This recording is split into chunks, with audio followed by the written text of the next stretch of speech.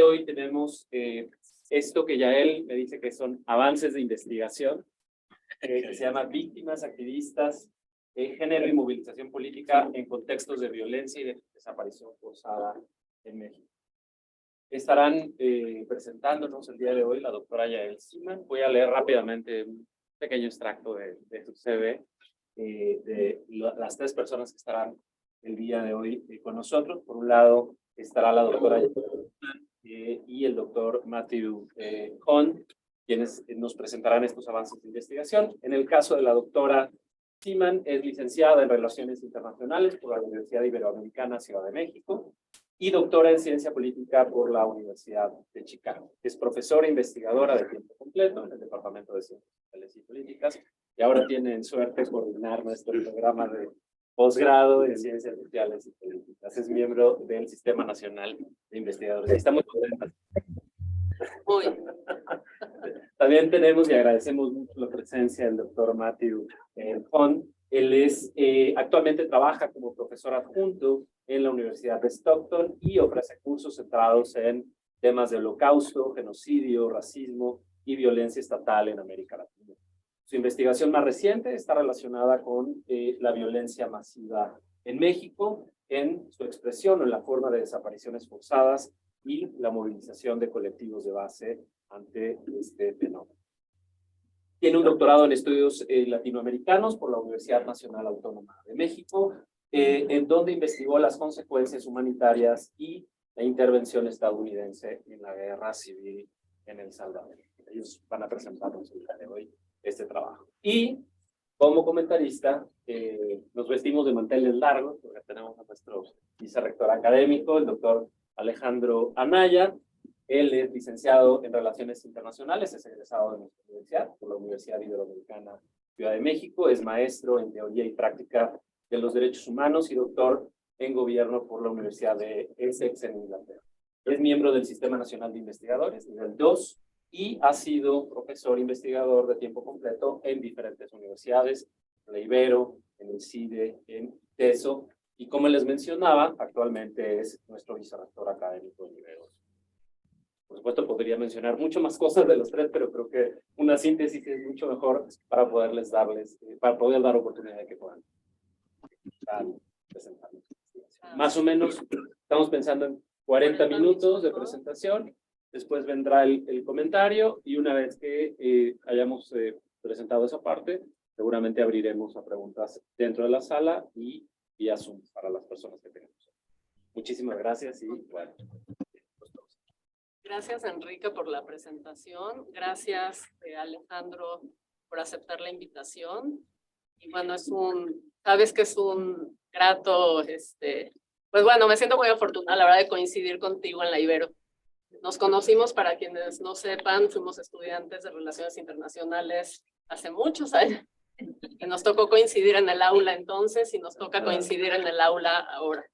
Y bueno, también a todas y todos los estudiantes que están acá, muchas gracias también a las y los colegas, y por supuesto, Roger, gracias por siempre tu apoyo constante.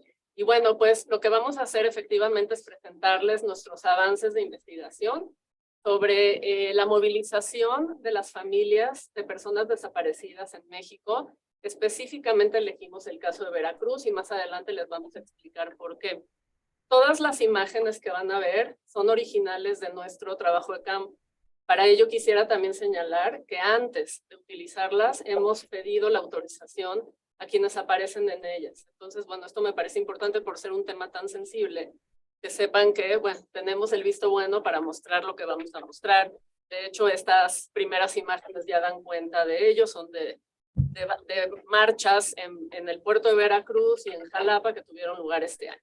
Bueno, creo que, y bueno, tú vas a agradecer, ¿verdad, Matt? Creo que la que sigue. Sí, a los colectivos, porque la que sigue trae, ¿no pasa? Ya. Bueno, yo digo. Sí, perdón. ¿Sí? No, si quieres tú las ONGs y todo. Bueno, lo que queríamos decir es que todos estos colectivos han, digamos, por un lado participado con nosotros en la co-creación de entrevistas, en el trabajo de campo, y no queríamos dejar de mencionarlos, pero como no quiero tomar demasiado tiempo, porque es una lista de 23 colectivos, al menos que puedan ver algunos de sus logos. Y bueno, no sé si nos estarán escuchando o el día de mañana escuchen esta grabación, pero muchas gracias por aceptar trabajar con Matthew y conmigo. Y también yo quiero agradecer un poco otras personas que ellos ayudaron mucho en nuestra investigación, como la Comisión Estatal de Derechos Humanos Veracruz, la Comisión de Búsqueda en Veracruz y México, académicos como Jacobo Dayan, Ayanis Palacios de la Institución Mexicana de Derechos Humanos, periodistas, Violeta Santiago, Irene Gómez, y especialmente Marcela Dionisia de Serapaz, que ella ayuda mucho en nuestra investigación. Sin esas personas, muchos puertas pueden ser cerrados. Nosotros no pueden entrar en nuestra investigación tan profunda. Ok, porque yo puedo proyectar mi voz, mi español también. Aquí están los números bastante inexactos sobre el número de desaparecidos en Veracruz y otras partes de México. Y como ustedes pueden ver, Veracruz es en el cuarto lugar, detrás del Estado de México, Tamaulipas, Jalisco y finalmente Veracruz. Y algunas de las razones que las que son inexactos es la falta de denuncia de casos. Hay muchas veces los casos no están denunciados por miedo, inseguridad, intimidación y falta de investigación para incluir la destrucción de evidencia por parte del Estado y la negligencia general. Pero independientemente podemos ver que Veracruz tiene un alto nivel de desapariciones y yo creo que eso es muy importante. Ok, de acuerdo de esta gráfica, también de dignificado la memoria, podemos ver que el pico de desapariciones forzadas ocurrió en Veracruz entre 2011 y 2014. Veracruz solo fue superada por Tamaulipas a nivel nacional durante este periodo. Esto coincidió con el periodo en que Javier Duarte era gobernador de Veracruz. Él no está solo en su responsabilidad de esta violencia y crimen de lesa humanidad, pero juega un papel muy importante cuando era gobernador de Veracruz. Okay. Próximo. Okay. Aquí podemos ver la movilización de los colectivos en México y Veracruz. Tiene un gran número. Según esto, el mayor número de colectivos fueron en Veracruz, entre 27 y 30 colectivos. Puede ver la diferencia entre otros estados, ¿no? Y hay muchos, la movilización de colectivos es muy importante porque con los colectivos, los víctimas pueden tener una audiencia con el gobierno, como con fiscalía y otros. Ellos tienen más representación. Y cada vez hay nuevos colectivos. Es como cada vez cuando nosotros comenzamos nuestra investigación, no sé cuántos colectivos comenzaron. Después nosotros comenzamos nuestra investigación. Es como es algo que está pasando mucho. Y yo creo en Veracruz un factor muy importante es la geografía de Veracruz, porque Veracruz es un estado muy largo y hay muchos territorios, son más inaccesibles y es muy difícil para tener colectivos como pocos colectivos. Necesito como colectivos para representar territorios que son muy lejos en distancia. ¿Ok? Ok. Nuestro caso de estudio de Veracruz ha sido uno de los estados más violentos de todo México desde 2011. Y estos son algunos de los factores que han contribuido a esta violencia. El inicio oficial de la guerra, o el inicio oficial de la guerra contra las drogas en México en 2006, que es discutible, como todos sabemos, la decisión del presidente Calderón de enfrentar directamente a los carteles ha llevado una catástrofe humanitaria en todo México. Y se especula que Calderón presionó a Veracruz, especialmente bajo Duarte, para seguir esta estrategia. La guerra contra los drogas golpeó a Veracruz directamente con la operación Veracruz Segura en 2011.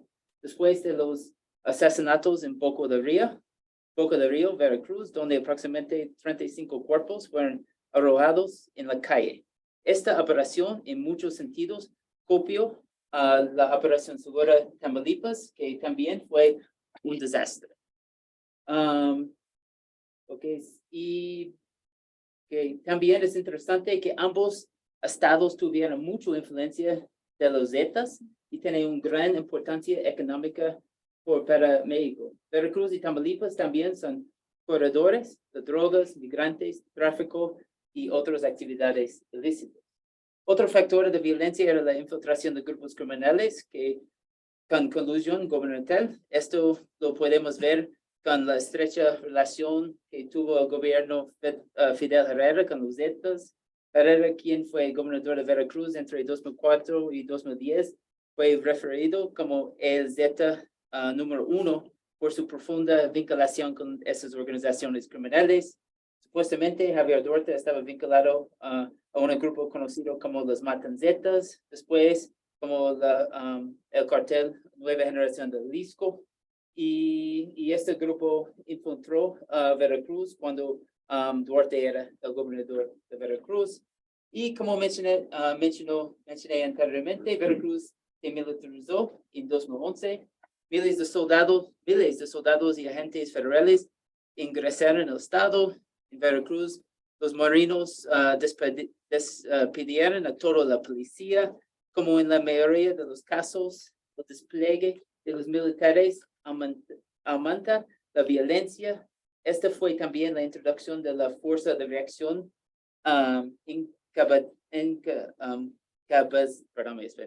encabezada por Arturo Bermúdez, y de estos hablaremos más adelante, pero el objetivo de esta fuerza era detener y obtener información de personas que fueron sospechosos de participar con la delincuencia organizada, ¿ok?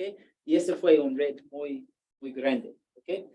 Porque la delincuencia organizada incluía a los jóvenes en general, muchos en el lugar equivocado, en el momento equivocado, muchos económicamente marginados, y esta fuerza, casi como un escuadrón de la muerte, reportaba directamente al secretario de Seguridad Pública, por Arturo Bermúdez.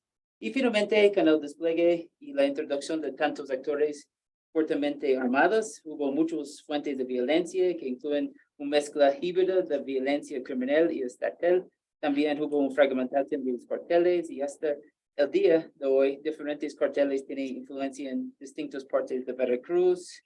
Y tengo una lista en este momento, es bastante largo, no voy a leer toda la lista, pero por ejemplo en la zona de Cuatro Cales hay como la influencia de los Zetas y este cartel de Jalisco, y también en la puerta de Veracruz hay influencia de los Zetas de Vieja Escuela. En Jalapa este como cartel de generación de nueva generación de Jalisco, y etcétera. So hay un lista bastante largo.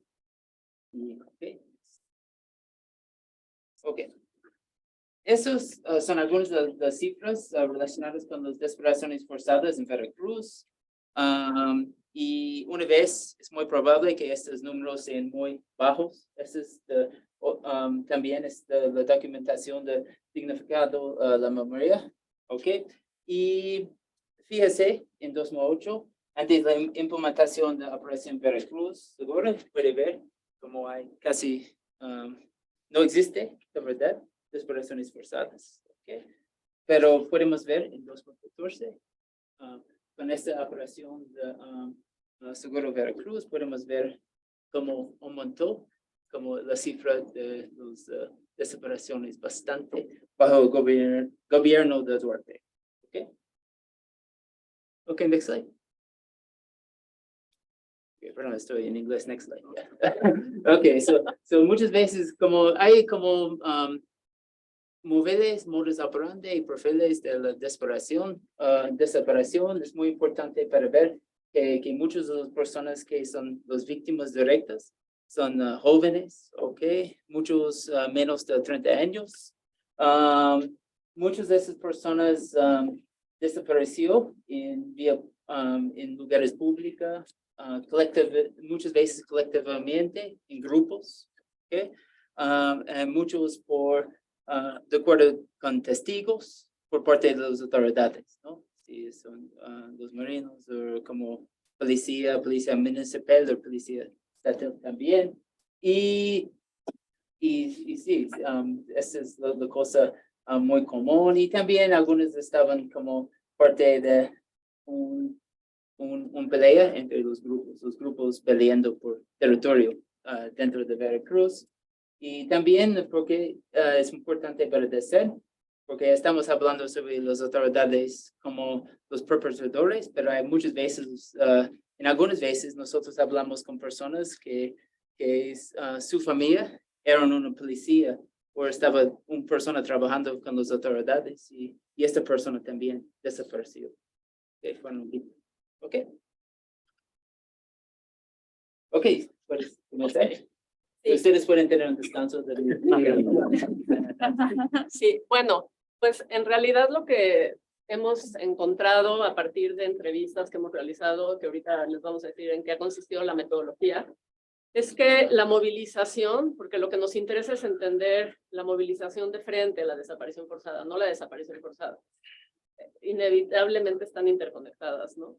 Pero bueno, entonces por eso tenemos esta imagen de Javier Sicilia, porque fue la Caravana del Sur, dirigida por el Movimiento por Justicia, Paz y Justicia con Dignidad, que llega al estado de Veracruz, entre otros estados, que detona una movilización. No es que no la hubiese antes, sí la había, pero las familias de víctimas de desaparición forzada no habían salido a las calles a expresarse públicamente. Entonces ahí se articularon, por un lado, este movimiento junto con el movimiento social o los movimientos sociales que habían en Veracruz y además de las familias de las víctimas. Sí, Ernesto, gracias. Esto, por cierto, fue en el 2011. Queríamos, por ejemplo, citar algún fragmento testimonial de alguna, bueno, en este caso es una madre. Me imagino que conocen a María Herrera, ¿no? Que tiene 4 hijos desaparecidos, pero para ser precisa, les quería mencionar sus nombres, ¿no? Y también para recordarlos, nombrarlos para recordar. Madre de 4 hijos desaparecidos, Jesús Salvador y Raúl Trujillo Herrera, desaparecidos el 28 de agosto de 2008 en Atoyac de Álvarez, en Guerrero. Madre de Luis Armando y Gustavo, desaparecidos el 22 de septiembre del 2010 en Veracruz. Bueno, luego podremos hablar más de los perfiles de la gente, pero bueno, y aquí viene una cita de ella de cómo, bueno, pueden leerlo, ¿no? Es la movilización con el movimiento, ¿no? Bajo el liderazgo de Sicilia, que también la lleva a ella, ¿no? A salir del entorno, el espacio privado, al público. Bueno, es interesante ver que este momento de 2011 detona, ¿no? La creación de colectivos. No hay tiempo para hablar, pero dentro de lo que se forma en Veracruz es el Colectivo por la Paz, Región Jalapa, que fue fundado principalmente por organizaciones sociales, pero en la medida en que empiezan a llegar familiares, se empiezan a integrar y luego empiezan a haber escisiones al interior de este colectivo, pero es como el colectivo madre de toda esta colectivización. Entonces pueden ver, así como aumentaron las desapariciones, como mostró Matt en las gráficas anteriores, aquí también podemos ver que del 2011 al 2022, pues se ha dado un aumento muy importante en el número de colectivos en el estado. Me brinco para poder avanzar, pero esta gráfica, bueno, este mapa, que además, gracias a Ernesto, que fue quien nos ayudó a elaborarlo, muestra la presencia de los colectivos en diferentes regiones del estado y bueno, por eso le llamamos también regionalización, o sea, colectivización, regionalización y desterritorialización. Sí, aunque eso tiene sus límites, pero podemos hablar de eso más adelante. Entonces, pues ahí pueden ver cuántos colectivos hay en cada lugar. Más adelante voy a explicar por qué no necesariamente el índice de desapariciones forzadas se correlaciona, por decirlo estadísticamente, con el número de colectivos que puede haber en un lugar determinado, a pesar de que sí hay una coincidencia en que suben las desapariciones y aumenta también la colectivización. Esto, bueno, nos parece interesante porque todo esto lo hemos aprendido a lo largo de todos estos meses de trabajo. No sé cuando le toque a Alejandro presentar, pero por ejemplo el caso de Jalisco, o sea, quizás el fenómeno ha sido distinto. No hemos llegado a tener, digamos, a poder hacer un estudio comparado entre estados, ¿no? Luego también podemos hablar de eso, nos atrapó el caso. Pero bueno, tenemos para ilustrarles que los colectivos pensamos que se han movilizado en microespacios urbanos con ramificaciones en zonas colindantes, algunas de ellas rurales. Y tenemos, por ejemplo, aquí el caso de Solecito. Entonces, Solecito tiene su base en el puerto de Veracruz, pero tiene familias que viven en Orizaba y también familias que viven en Cardel y de hecho tienen como una, digamos, representación del colectivo en estos lugares. Sin embargo, en estos lugares también hay otros colectivos, o sea, no es que Solecito sea el único colectivo con presencia ahí. Entonces, pueden ver un poco, irse dando cuenta cómo están trabajando los colectivos, cómo se articulan, dónde tienen presencia, etc. Sí, gracias. Y luego, esto creemos que es un dato, bueno, muy impresionante, porque de acuerdo a Dignificando la Memoria, que es un estudio del Instituto Mexicano para la Democracia y los Derechos Humanos, solamente 500 casos de desapariciones están reconocidas por las autoridades.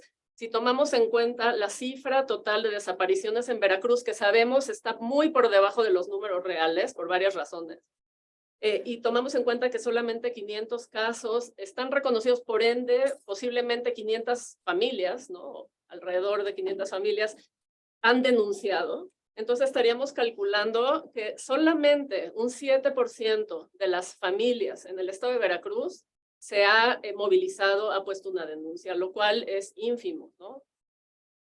Pero muy significativo, la que sigue. Entonces, a partir de esa realidad compleja es que nos preguntamos lo siguiente. ¿Cómo explicar que a pesar de que prevalezca la violencia generalizada y la desaparición en Veracruz, ¿no? Todo en el contexto veracruzano, la inseguridad, la impunidad y el miedo, hay familiares de víctimas que eligen romper el silencio y movilizarse pacíficamente? Y el pacíficamente es importante porque sí es una movilización pacífica, ¿no? A pesar de la violencia generalizada con la que se han enfrentado. ¿Qué factores internos y externos, luego los llamamos endógenos y exógenos, coadyuvan a la movilización colectiva en Veracruz? ¿Y cómo se construye desde abajo, por llamarlo de alguna manera, porque no es desde el Estado, tampoco es desde las organizaciones sociales, aunque sí interactúan, ahora veremos, por estas mujeres principalmente, porque también hay un puñado de hombres, activistas, digamos, cómo construyen desde abajo la justicia transicional en Veracruz y México. El concepto de justicia transicional también muy complejo para el caso mexicano. Y bueno, ¿por qué Veracruz? Este es un cartel de justicia y dignidad, ¿no? Es el de Lidia. Llamando a la marcha, para que también vean un poco qué imágenes están utilizando los colectivos y también tiene un componente artístico muy creativo, ¿no? Pero además, ¿cómo nos llaman a que marchemos, ¿no? Entonces, fue del 10 de mayo, y bueno, ¿por qué Veracruz? Porque en Veracruz hay elevadas tasas de desaparición, porque es el primer lugar nacional con el mayor número de cementerios clandestinos entre 2006 y 2020, porque tiene el mayor número de colectivos con respecto a otros estados del país, y porque existe un marco normativo institucional mucho más consolidado que en otros estados.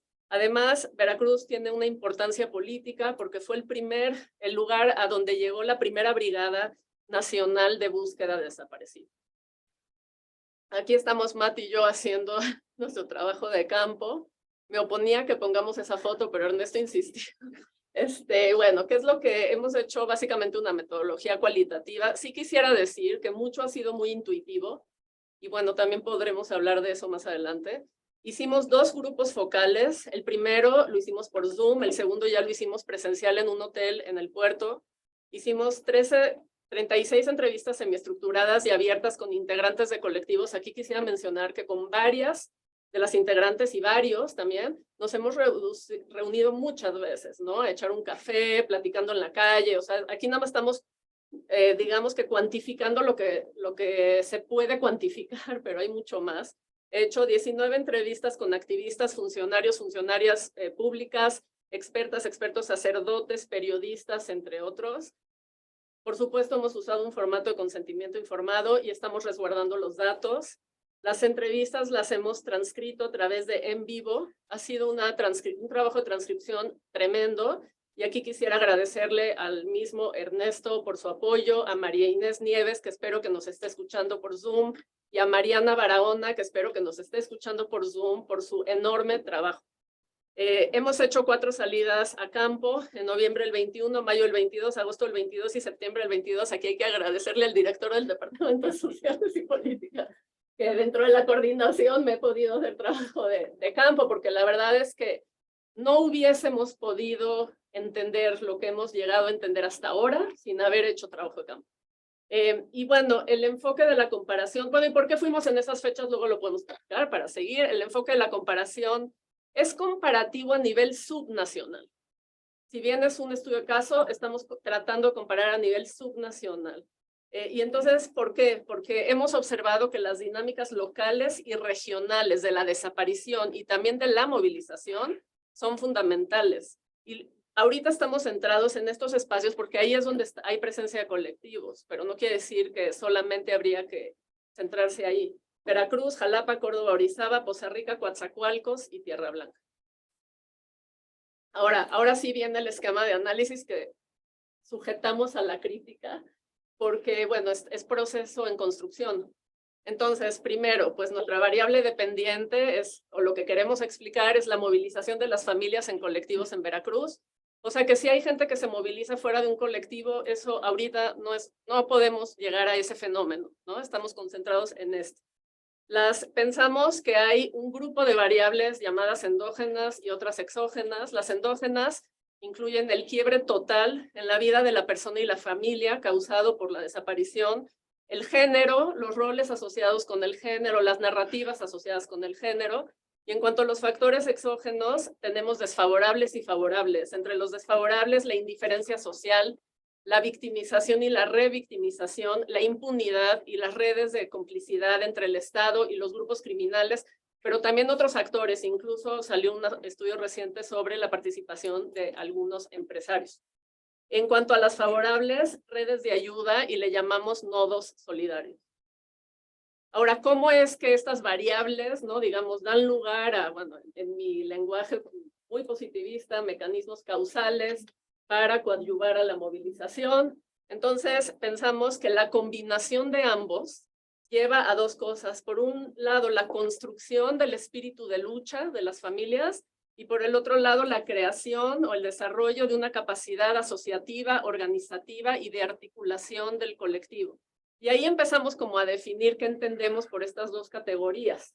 Todavía nos falta mucho más, pero bueno, el espíritu de lucha como algo muy incipiente todavía, como esta fuerza colectiva que motiva la lucha expresada por las familias en búsqueda, en vidas o en fosas, en exigencias de verdad y justicia al Estado, en marchas y plantones, en acciones de memoria, entre muchas otras, y la capacidad asociativa, organizativa y de articulación, la capacidad del colectivo por tejer vínculos e intercambios entre sus integrantes.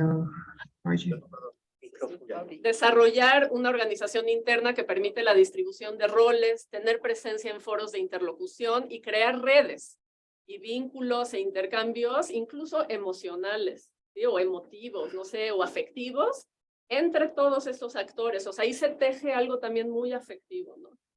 Sean otros colectivos, sean organizaciones de la sociedad, instituciones, el Estado, empresarios, etc. Académicos. Sí. Ok, ese es el proceso que muchas veces van a comenzar, la movilización, porque eso es la realidad del Estado, ¿no? Ese dinámico es en Veracruz y seguro en muchas otras partes de México. Muchos integrantes de colectivos por su activismo no se consideran víctimas, pero esto es un proceso que es constante, un proceso de victimización. Tienes violencia directa en forma de detención, tortura, asesinato, violencia sexual, etc. tienes la desaparición de la víctima en una fosa común, o tal vez quemada o disuelta en ácido.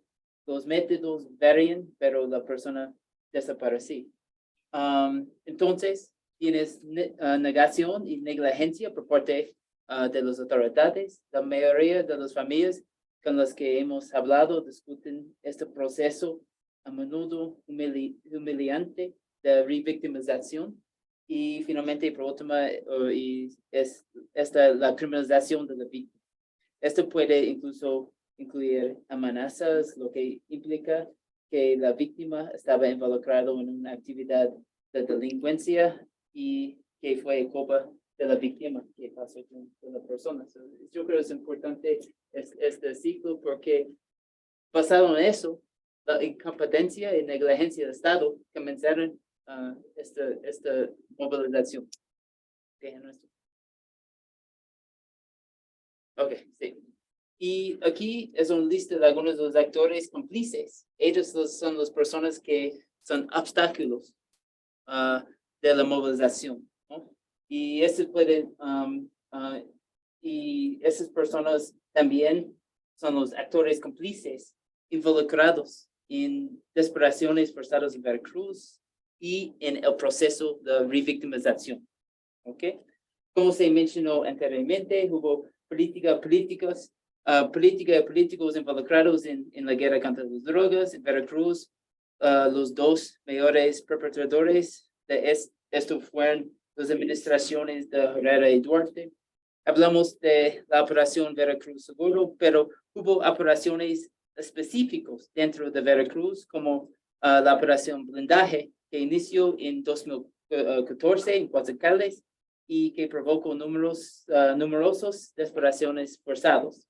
Y luego estaban los perpetradores de la violencia real, actual. Hay soldados, específicamente los marinas y en la puerta de Veracruz, las distintas fuerzas policías, desde la Policía Federal, estatal, hasta la Policía Municipal. Existen unidades de operaciones especiales como esta fuerza de reacción y existía la combinación de acciones policiales y militares y un par de casos emblemáticos de violencia estatal incluyeron en el caso de Fernando Hogar, donde los jóvenes fueron desaparecidos por la Marina y las fuerzas de seguridad en diciembre de 2013. Y tienes el caso del asesinato de 5 jóvenes en Tierra Blanca por fuerzas policiales asociados a las Zetas en enero de 2016. El caso de Tierra Blanca generó más de 30 arrestos y una disculpa pública en 2019. Y luego es el proceso de verdad y justicia, donde no hay investigación ni justicia. En Veracruz, la tasa de impunidad es casi del 100%, como en muchas partes de México. Y yo creo que esas personas son importantes por nuestra investigación, porque ellos son estas entidades y obstáculo la movilización de los colectivos en muchas veces por la inseguridad y su complicidad con el crimen de desaparición forzada. Okay.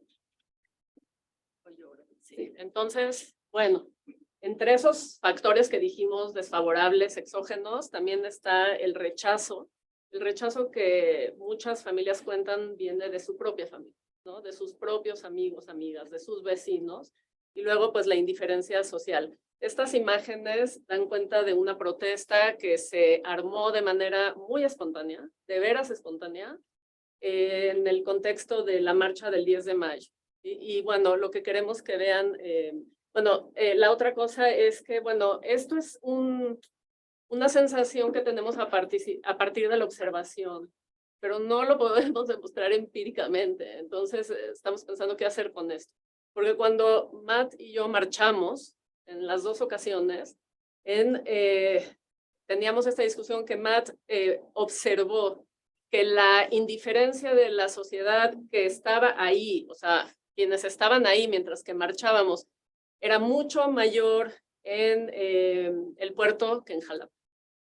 Y eso pudiera tener que ver con la tradición de movilización política en Jalapa, por ser una ciudad donde están las oficinas del gobernador, pero no lo sabemos. O sea, es nada más una intuición a partir de lo que sentimos, lo que observamos, cómo respondía la gente, etc. De ahí que por eso les decimos que las dinámicas locales son tan importantes. Y luego, bueno, ahora vamos a mencionarla, Lucía Díaz Henao, madre de Luis Guillermo Laúnez Díaz. Es difícil hablar de esto, ¿eh? Hay una parte en la investigación que a uno le llega al alma. Entonces, desaparecido el 28 de julio de 2013 en el puerto de Veracruz, muestra su liderazgo, que ahora se lo vamos a mostrar, y su interlocución con la sociedad veracruzana local en el café de la parroquia durante la marcha del 10 de mayo. Salimos del tren, ¿cómo se llama, Matt?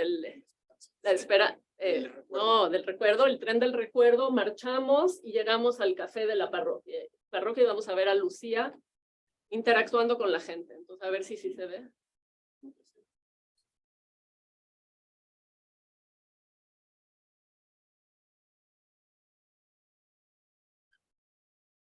Estamos sobre el tiempo, ¿verdad? Estamos bien, Enrique.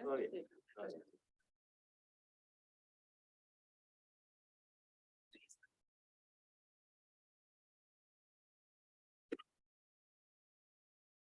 Por cierto, el colectivo que dirige Lucy se llama Solecito. Bueno, dirige entre comillas, eso es otro grande. Lucy fundó junto con un grupo de mamás de la Formando Hogar este colectivo.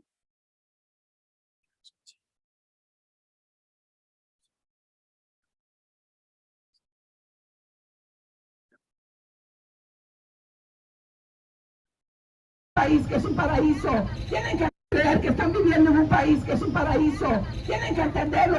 Basta de feminicidios, basta de niñas robadas, basta de desaparecidos. Tienen ustedes también que anexarse a la lucha. Ya basta de indiferencia, de indolencia, basta de todo eso. Son seres humanos y como seres humanos que son, tienen también obligación de luchar con nosotras. No sean indolentes. ¡Ni una más! ¡Ni una más! ¡Vamos a lo llevaron!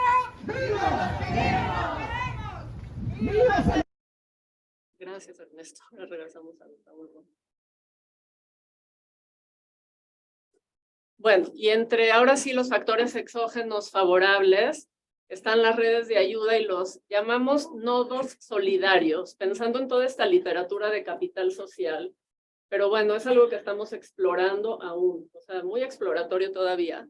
¿Pero por qué? Porque nos dimos cuenta que habían individuos en la sociedad veracruzana que si bien no forman parte de una institución, de una organización, están, digamos, actuando, construyendo vínculos, ¿no? De pertenencia y también puentes de intercambio, de solidaridad, de empatía, etcétera, para, digamos, apoyar la lucha. Entonces, también encontramos que incluso dentro de grandes organizaciones, muchas veces el trabajo depende de la persona que está haciendo eso. Y si quitamos a Marcela Dionisio, quizás no se haría el mismo trabajo, ¿no? O Anaís Palacios. Entonces, bueno, estamos pensando cómo llamarle a toda esta gente, ¿no? Que a lo mejor no son grandes redes organizativas, ¿no? Pero es gente que ha estado ahí de manera constante y que trabaja, ya van a ver luego una idea de Marcela de profesionalizando la solidaridad. Entonces, bueno, y entonces también hemos tratado de mapear quiénes son estos actores, pero no sé qué piensa Matt, al menos yo siento que es una tarea titánica e imposible. Cada vez aparece alguien más en el escenario que no dábamos cuenta, entonces no sé si tuviésemos que hacer una base de datos, no sé cuándo acabaríamos, porque requiere mucho trabajo de campo intensivo, ¿no? Pero sí hemos identificado algunos que quizás ejemplifiquen lo que pasa con otros, ¿no? Por ejemplo, algunos sacerdotes. En este caso es el sacerdote de una iglesia anglicana marchando y dando un sermón al final. Visitamos una iglesia en Jalapa y luego depende del sacerdote, o sea, puede estar la institución, pero el sacerdote va cambiando y va cambiando también el apoyo que se da. Encontramos a las organizaciones de la sociedad, que son algunas locales, otras nacionales, otras internacionales, ya no me da tiempo de mostrarlas, y estamos tratando de identificar en qué nivel trabajan y qué tipo de ayuda brindan y cuál es el impacto que eso tiene en los colectivos.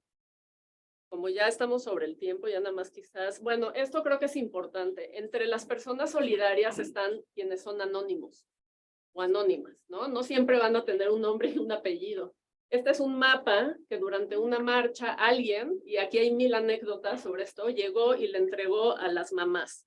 Y les dijo aquí dobladito y ellas pensaron que era un mensaje, creo que era Día de Madres, entonces un buen mensaje, ¿no? Y cuando lo abren, resulta que es el mapa a la fosa clandestina en Colinas de Santa Fe. Entonces aquí pueden ver qué dice el causante Quino del cartel Jalisco Nueva Generación, Días del Tren, ahí están las crucecitas.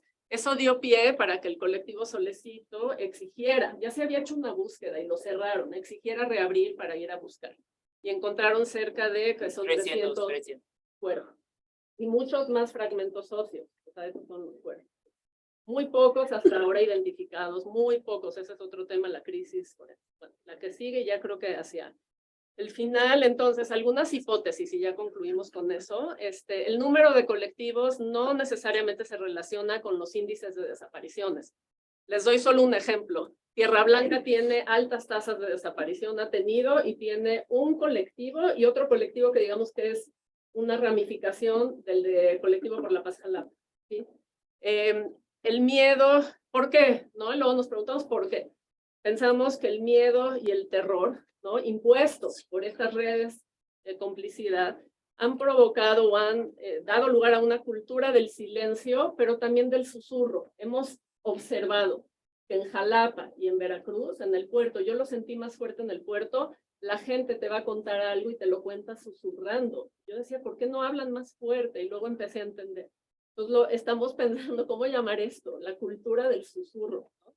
En algunos lugares del silencio, que no es lo mismo. La que sigue, en esto, gracias. A diferencia, y aquí puedo estar ya retrasada con la literatura de movimientos sociales y capital social, pero es algo que estamos explorando, de lo que uno pensaría, ¿no? Que las movilizaciones tienen que ser unidas, cohesionadas, unificadas, ¿no? Para que tengan un efecto político.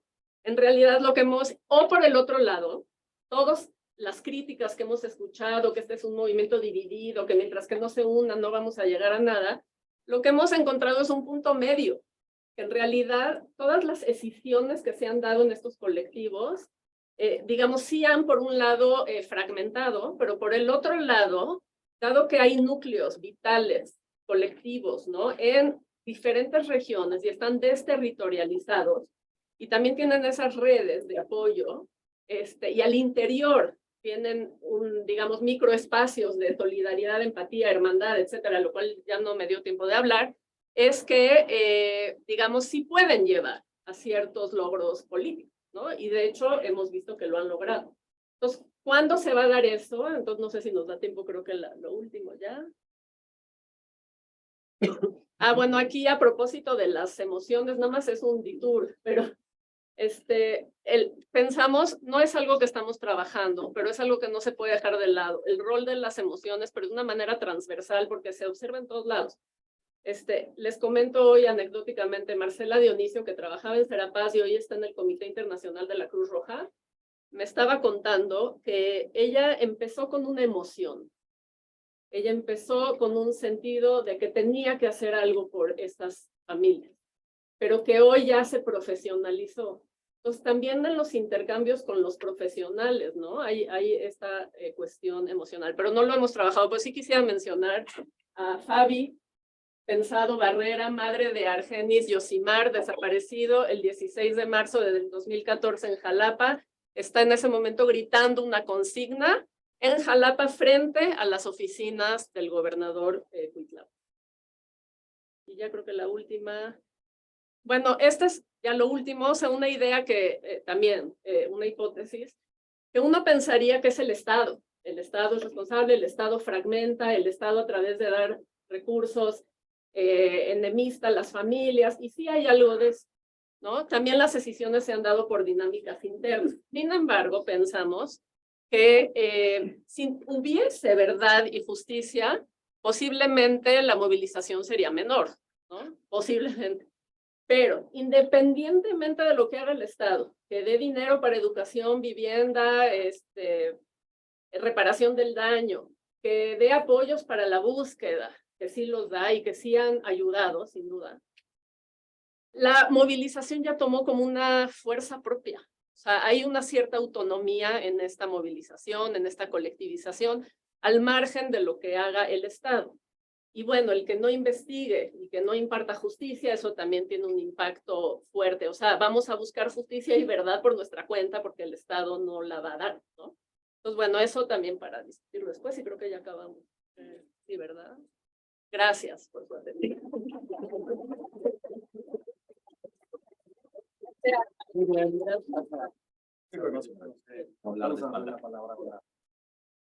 Doctora Naya y Sí. cambio para sus comentarios. Y después abriremos unas rondas de preguntas. Bueno, muchas gracias. Me paso acá al escritorio del profe. Como que, bueno, voy a quitar esto. Bueno, pues muchas gracias primero que nada por invitarme. Ya él me invitó a esto hace un montón, mucho antes de que yo siquiera supiera que me iba a regresar a la Ibero. Entonces ya estaba esperando poder conocer de más de cerca este trabajo. Ya me empezó a platicar de él cuando era todavía un proyecto, ¿no? Entonces, bueno, ya me da mucho gusto empezar a conocerlo, como decía, con un poco de más detalle. Y bueno, antes de repasar mis notas y hacer mis comentarios, sí quiero hacer como que dos disclaimers o advertencias o lo que sea. La primera es que quizá van a ser fuera de lugar o injustos algunos de mis comentarios, porque quizá los hice desde como que esperando algo ya acabado y no algo en proceso, ¿no? O algo ya más cuajado y no algo en proceso. Eso por un lado. Y por el otro lado, quizás son modos distintos de acercarte y de diseñar una investigación. Mis comentarios van a venir desde un modo, no sé si decirle muy heterodoxo, ¿ok? Pero es pues, más cuadradito y más guiado ya por una serie de decisiones teóricas y metodológicas antes de empezar. Mientras que pues, ustedes se lanzaron al campo y por ahora le empezaron a digerir todo esto y mientras lo van dirigiendo, pues van a ir encontrando todas las cosas que quizá que yo voy a comentar, ¿no? O van a ir afinando y van a ir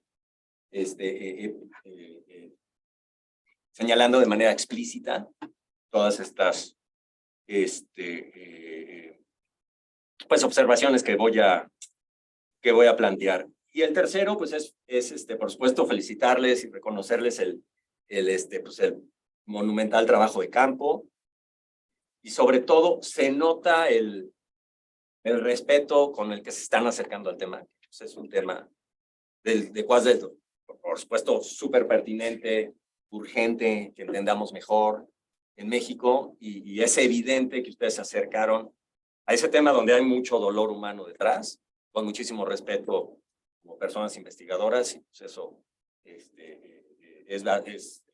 pues, valiosísimo en este tipo de investigaciones y también el cuidado, digamos, de la ética en la investigación, con las formas de consentimiento, que todavía muchos no hacemos y nos lanzamos y nos ponemos a entrevistar a lo loco y al final, oye, ¿puedo citarte? ¿No?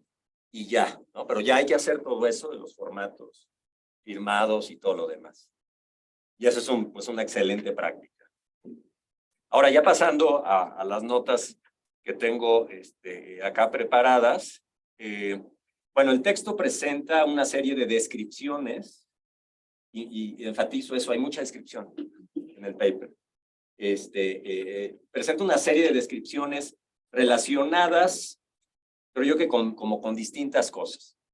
El surgimiento, las características y la movilización de colectivos de familiares de personas desaparecidas en Veracruz. Entonces hay reflexiones sobre cómo surgieron, hay reflexiones sobre qué características tienen, y hay algunas descripciones sobre las cosas que han hecho. Se basa sobre todo en observaciones recuperadas en un intenso y rico trabajo de campo, ya lo mencionaron ustedes, grupos de enfoque, entrevistas y observación participativa. Fantástico. El texto es rico entonces en reflexiones iniciales, y como decía, descripciones sobre los distintos factores de los colectivos o alrededor de los colectivos existentes en Veracruz. Alrededor. Sin embargo, como que no encontré o el texto no logró transmitir como que un sentido de ruta o una orientación muy clara en sus descripciones. Tampoco hay un argumento claro y consistente. En otras palabras, el texto presenta una serie de descripciones y algunos esbozos de argumentos que a menudo parecen como que dispersos o desconectados entre sí. O sea, brinca mucho la narrativa o las descripciones. Ahora, el texto no inicia con una descripción clara y precisa del problema de investigación. O sea, describen el fenómeno de la desaparición, pero eso no es el problema de investigación. Entonces, se centra en el fenómeno de la desaparición forzada de personas, o bueno, de la separación en general, perdón, pero no tanto esa problematización inicial, no tanto en el de la movilización de los colectivos de familiares. Es importante describir con mayor claridad el problema de investigación desde mi punto de vista, o sea, ¿cuál es el problema específico alrededor de la movilización de los colectivos que interesa esta investigación? El que los colectivos se han movilizado mucho o poco, ¿no? Es una primera posibilidad, o que se han movilizado más en algunos lugares, dejémoslo así abierto, que en otros. Y ahí también el paper a veces habla de estados, Veracruz comparado con otros estados, y luego Veracruz y luego estas 6 como que regiones o municipios. Entonces, ¿cuál es el problema de investigación? ¿Se movilizan poco, se movilizan mucho? ¿Se movilizan más acá que allá? Eso no está problematizado, está mencionado.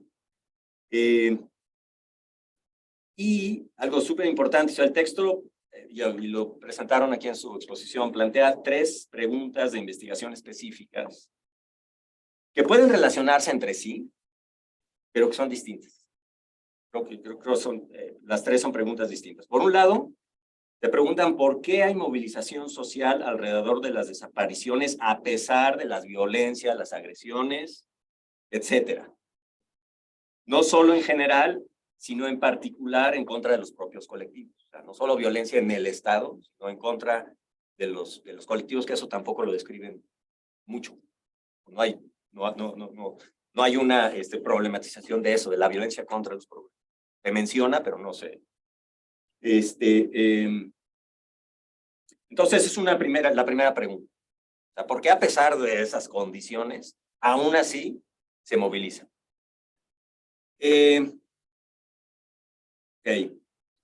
Pero también se cuestiona la segunda pregunta sobre los factores internos y externos que coadyuvan, que ahí no estoy tan seguro de que ese sea el término tampoco adecuado, ¿no? Coadyuvar a la movilización colectiva. A diferencia de la anterior, esta pregunta sugiere que hay variaciones importantes en los grados de movilización en distintos espacios territoriales. Ahí tomo esa noción de espacios territoriales del propio texto. Y finalmente se pregunta, entonces bueno, esta pregunta es distinta a la anterior. ¿Por qué se movilizan a pesar de la violencia? Y la otra es, ¿cuáles son los factores exógenos y endógenos que, ¿no?, propician la movilización? Y finalmente se pregunta cómo se construye desde abajo por las mujeres, familiares y activistas la justicia transicional en Veracruz y México. Y esta parece ser una pregunta más bien interpretativa, a diferencia de las otras 2, que parecen ser más bien explicativas. Y también es una pregunta muy distinta.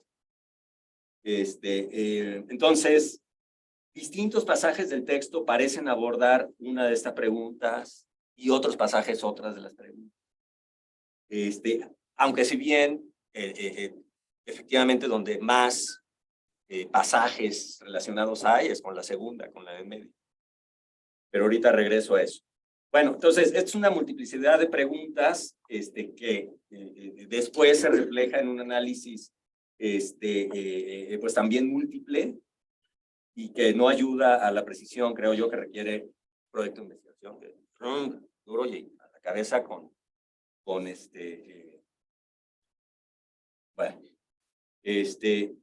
ok. La pregunta que quizá, ya lo decía, intenta abordar más el texto es la relativa a los factores que se relacionan con, y lo pongo, mayores niveles de movilización de los colectivos. Mayores niveles. Pero eso, como que lo busqué en el texto y tampoco lo encontré que usaran ustedes ese término. Creo que pero así luego, como que lo entendí yo.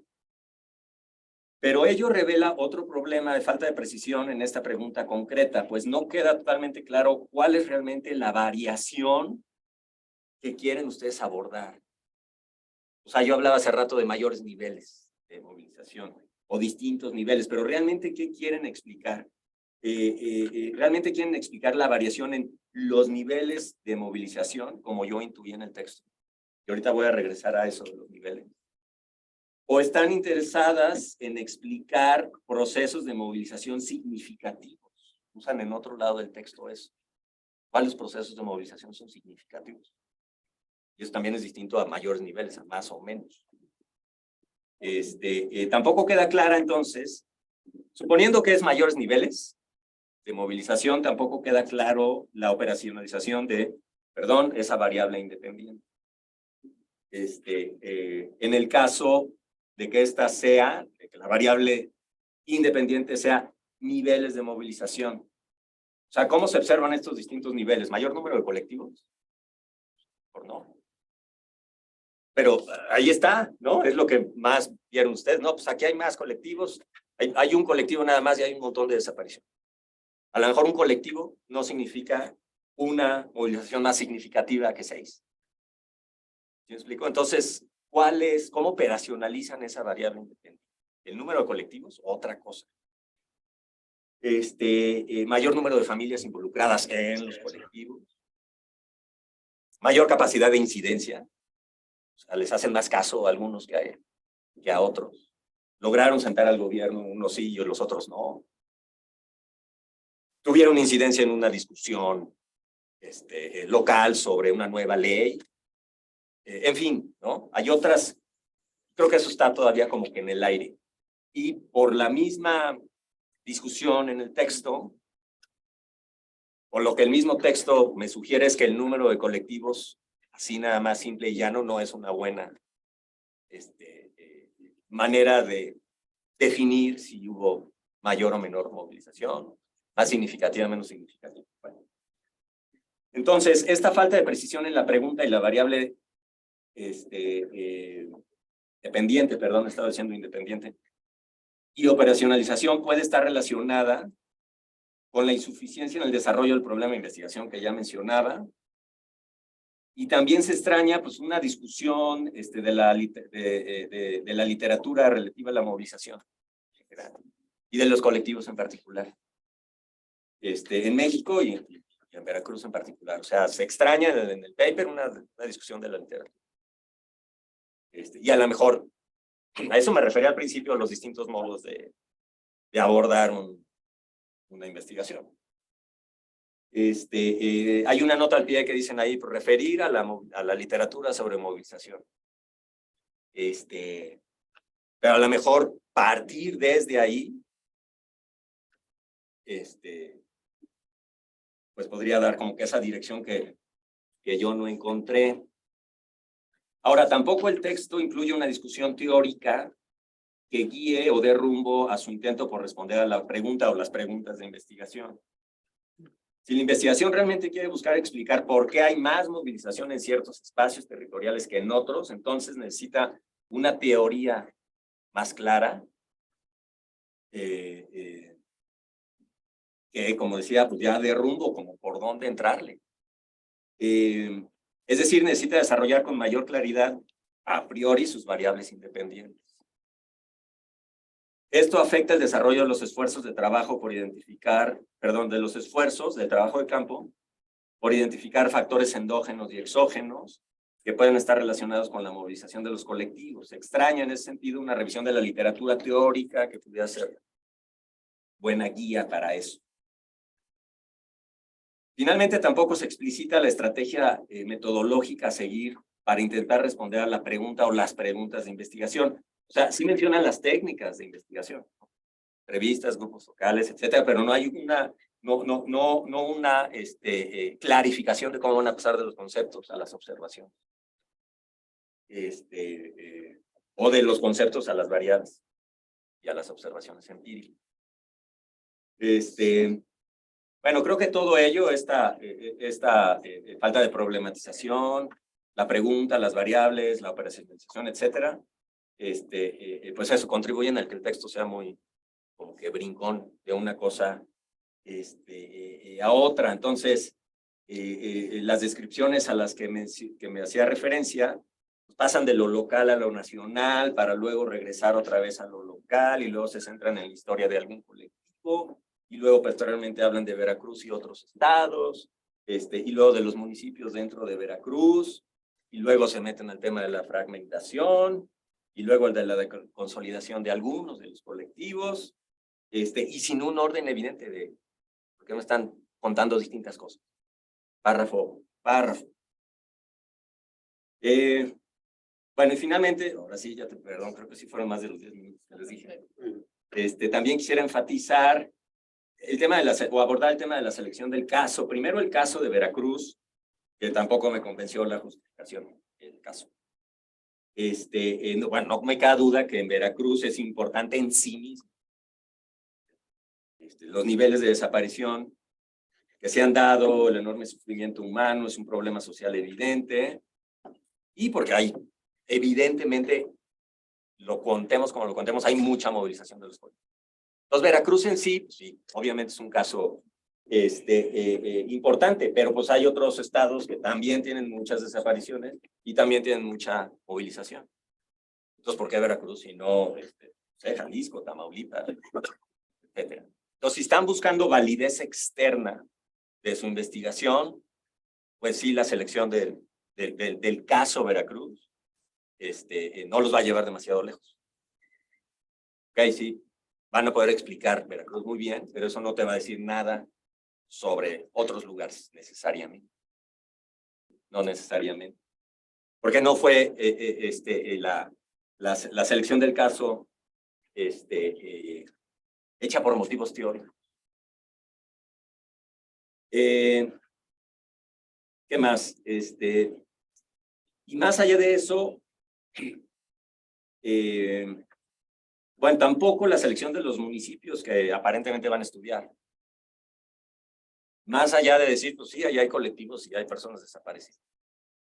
Pero ¿cuál es la racionalidad? O sea, ¿qué tipo de variación están buscando? Porque ahí están seleccionando con base en la variable dependiente. Hay colectivos. ¿Sí? Y parece ser que es mejor seleccionar con base en las variables independientes para que encuentren variación. Aquí sí hay esto, acá no hay esto.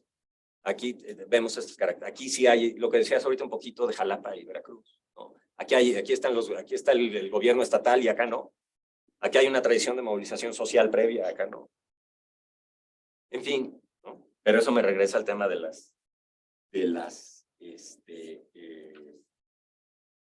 pues de la identificación de las variables independientes para que tengas variación, porque si vas a estudiar 6 casos, el único motivo es de que va a haber variación entre ellos. Y variación en las variables independientes. O bueno, puede ser también la dependiente. Pero, entonces, ¿por qué aquí hay 6 colectivos y aquí hay 1?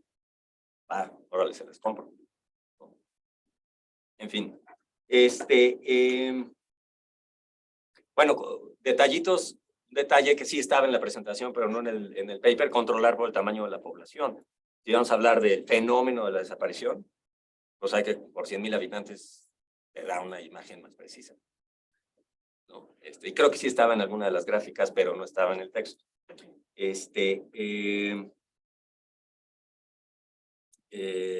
ver qué más de algunas de las notas que tomé.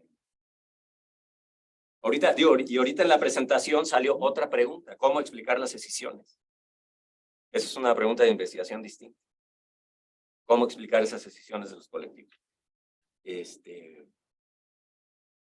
Y ya con esto termino, o sea, como que ahorita iba mencionando variables a nivel organizacional, esta capacidad asociativa. Es una variable como que a nivel organizacional. Características de los colectivos. El espíritu de lucha es a lo mejor una variable como psicosocial de las características individuales de algunas de las personas. Entonces no sé si por ahí pueda también ir la cosa. Pero bueno, ya hablé demasiado, aquí la dejo. Entonces, gracias.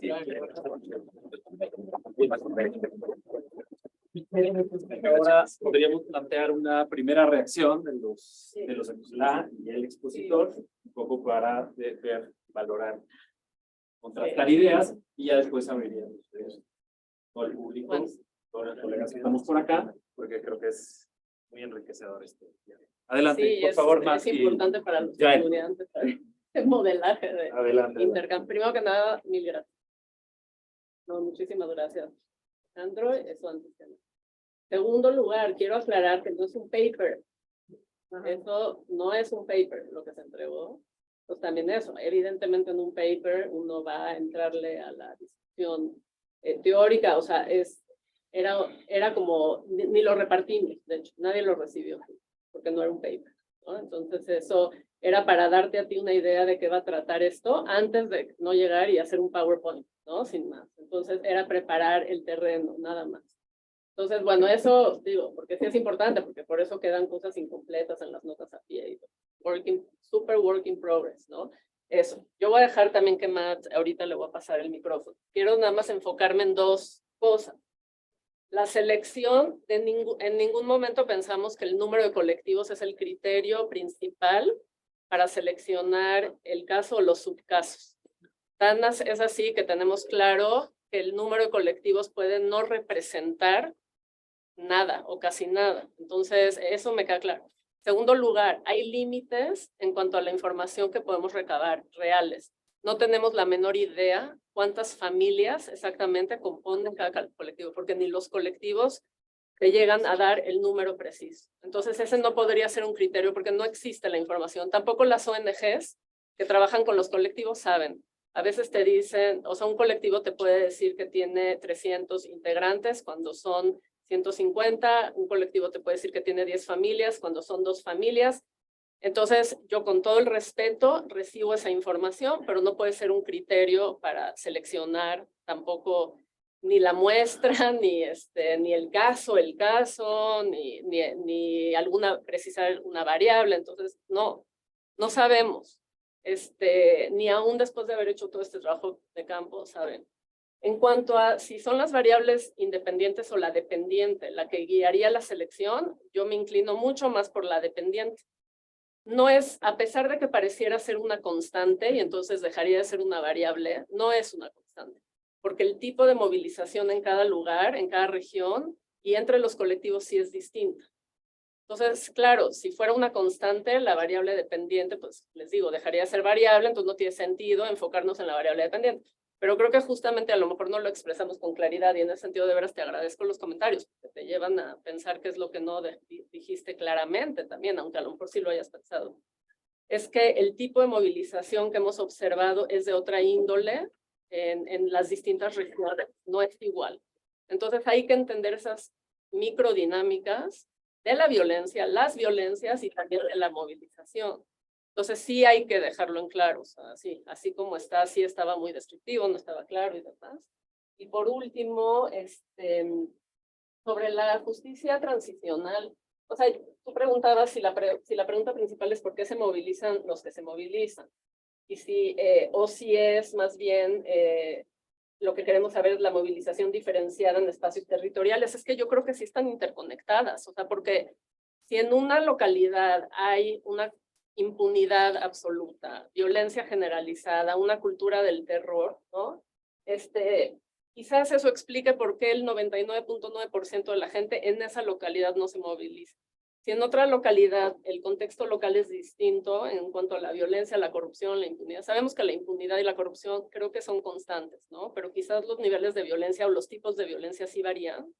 Y también quizás los actores varían y las redes de complicidad puede que varían y las redes de solidaridad varían, porque hemos visto que a lugares como Tierra Blanca no llegan las organizaciones sociales, por ejemplo. Entonces, en ese sentido, el que haya a lo mejor solo un 1% de movilización en ese lugar, también se relaciona con la manera en que se movilizan. O sea, yo sí las veo interconectadas, no las veo separadas. Y el tema de la justicia transicional por sí solo es otro proyecto, en eso estoy de acuerdo. Sin embargo, no puedes entender la movilización sin poner atención en sus reclamos, y sus reclamos son de verdad, de justicia, ¿no? De reparación del daño, de no repetición, etcétera. Entonces, tampoco es de que lo puedo abstraer de eso, pero no está puesto el foco en los procesos de justicia transicional. Eso ni queremos que esté ahí, ¿no? Por último, nada más quería decir, allá no sé si era de justicia, voy a pasarle la palabra a Matt en lo que... No tengo muchos problemas. Oh, ok. You wanna Sí, say tengo algo. Solamente yo quiero decir que es un trabajo que no es completo, claro, es parte del capítulo de un libro, estamos haciendo como más trabajo, más extensivo.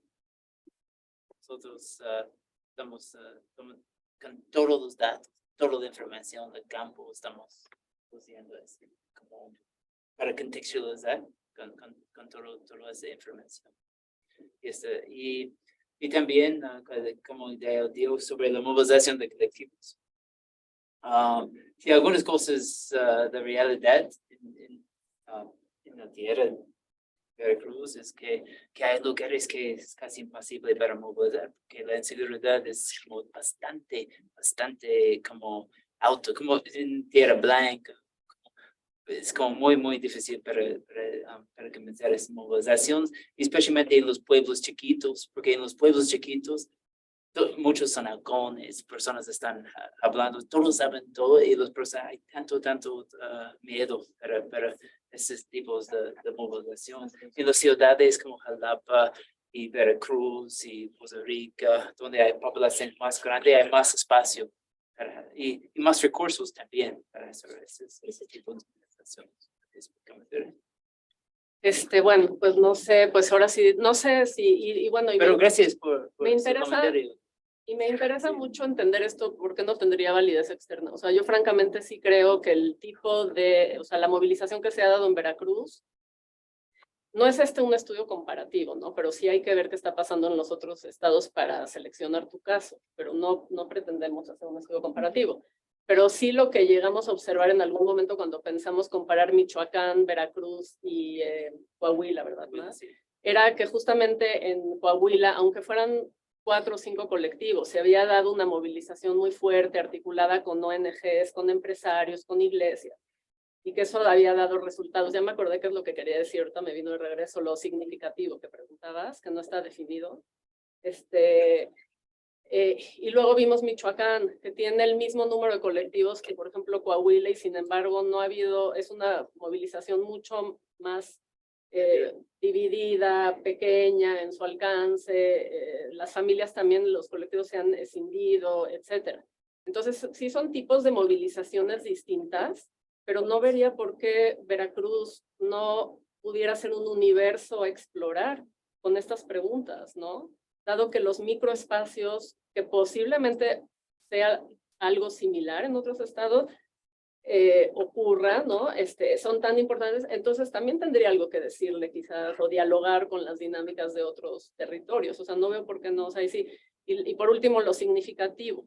Yo agregué esa palabra, y qué es lo que quería decir, a lo mejor más ni siquiera estás consciente de, o sea, de la palabra en sí. O sea, yo lo que quería decir es que es, digamos, que por un lado pensé, no es nada menospreciable un 7%, porque si ves los números dirías, no, que tiene, o sea, casi no hay movilización, lo podrías ver al revés.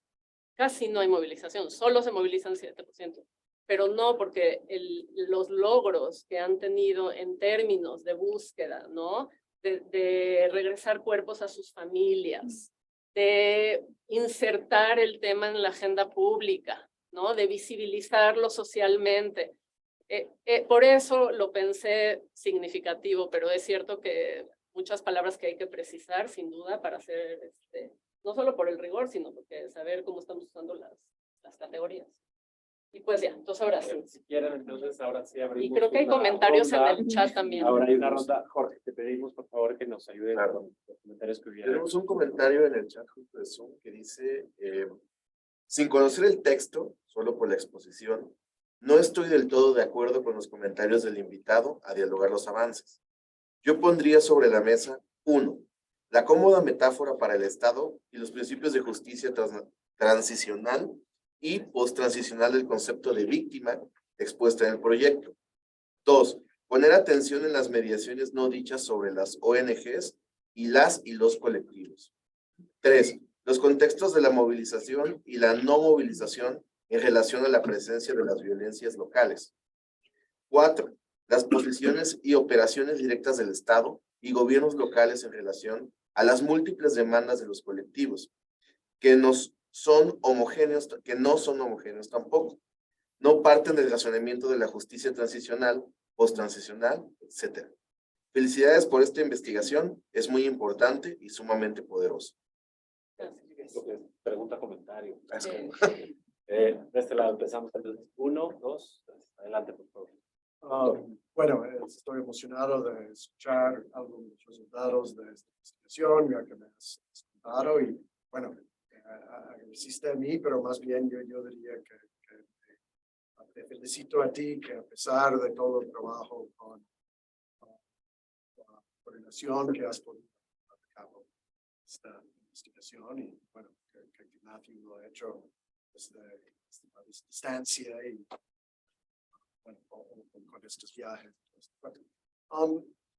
Primero algo como metodológico, que es interesante escuchar los comentarios de Alejandro en este sentido y ver la interdisciplinaridad, porque mi reacción es un poco diferente, aunque creo que llego al mismo lugar al final, que es que antes de contestar sus preguntas, Alejandro, de cuáles son estos puntos de investigación, yo siento que yo necesito escuchar más de las palabras de la gente, porque suena que lo que más han hecho es interactuar con ellos y escuchar a ellos, y al menos lo que presentan aquí es como una visión desde lejos, ¿no? Y yo quiero escuchar como sus discursos, sus categorías, más sobre estas cuestiones de emociones, las mismas teorías de ellos acerca de las desapariciones y también lo que ellos mismos están haciendo. Y porque yo diría que, bueno, al menos como antropólogo social, que yo construiría en base a estas cosas que menciona Alejandro, de cuáles son los temas y objetivos de la investigación.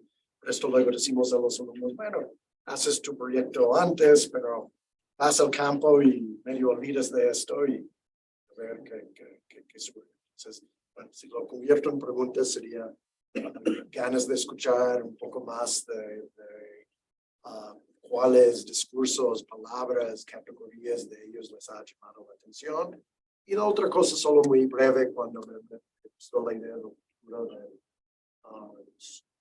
futuro, y me hizo pensar en estudios antropológicos sobre el este de Europa durante el tiempo comunista y cómo esto termina filtrando a todo y afectando el comportamiento de todos los.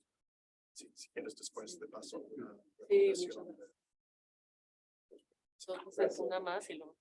2 más tenemos.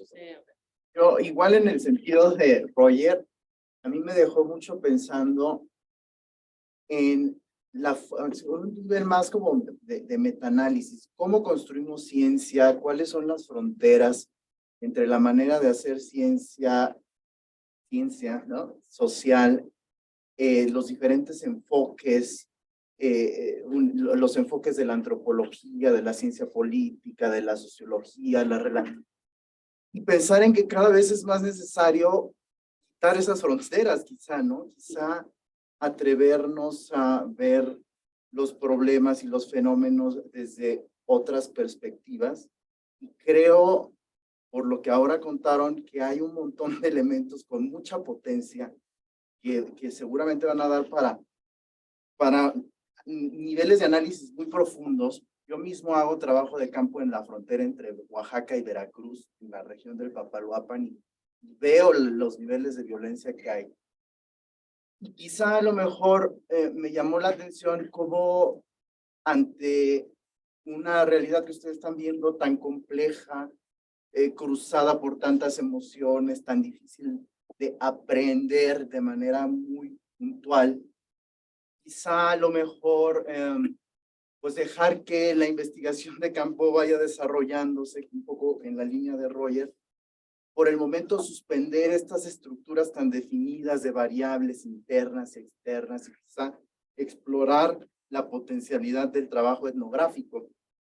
Eso sería una cosa. Y luego la otra, que cuando ustedes hablaban de estas movilizaciones y organizaciones desde abajo y esa idea de lo desde abajo, a mí me recordó, por ejemplo, hizo mucho sentido a Padurai cuando habla de democracias desde abajo, ¿no? Y todo el trabajo de campo que hace en Bombay, en la India. Yo creo que esa perspectiva desde lo particular puede dar muchas luces para aspectos en múltiples niveles, ¿no? Yo creo que hay pues muchos puntos que justifican el proyecto en un diálogo que va de lo local a lo global, a lo nacional, a lo regional. Me parece muy interesante y ya decía yo de una gran potencia, así que felicidades. Gracias. Una más de este lado, responden y hay otras preguntas de Sí, más por ahí. adelante. Por favor. A mí me deja pensando en muchas cosas, pero primero sí reconocer la importancia de la investigación.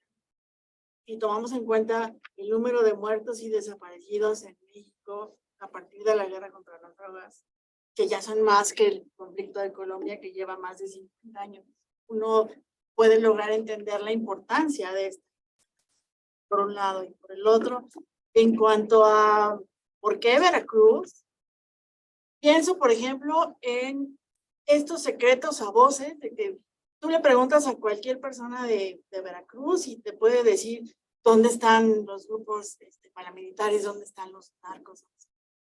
Es como que un secreto a voces. Por ejemplo, y, si uno piensa también en por qué Veracruz, hay que ver cuántos periodistas asesinados hay en Veracruz. Si uno rastrea un poquito la historia de los Zetas, es Veracruz, ¿no? O uno de los, una ala del ejército, ¿no? Entonces, pues los comentarios, yo participo con comentarios en ese sentido en cuanto a reconocimiento, pero sí tengo una pregunta. Yo no había escuchado cómo se da esa decisión entre los grupos de personas buscadoras. Y me llama mucho la atención que ustedes lo toquen. Creo que eso sería muy importante. También por el lado de la revitalización. Cómo la gente está tan acostumbrada a la impunidad que de pronto dice así como que, ¿para qué buscan? O los comentarios que de pronto vienen del mismo estado en el sentido de decir, pues quién sabe en qué andaban, como lo hizo Felipe Calderón en el 2010, con Jorge Javier, ¿no? Entonces, creo que hay muchas vetas muy interesantes en su investigación. Y ya, yo con esto. Gracias.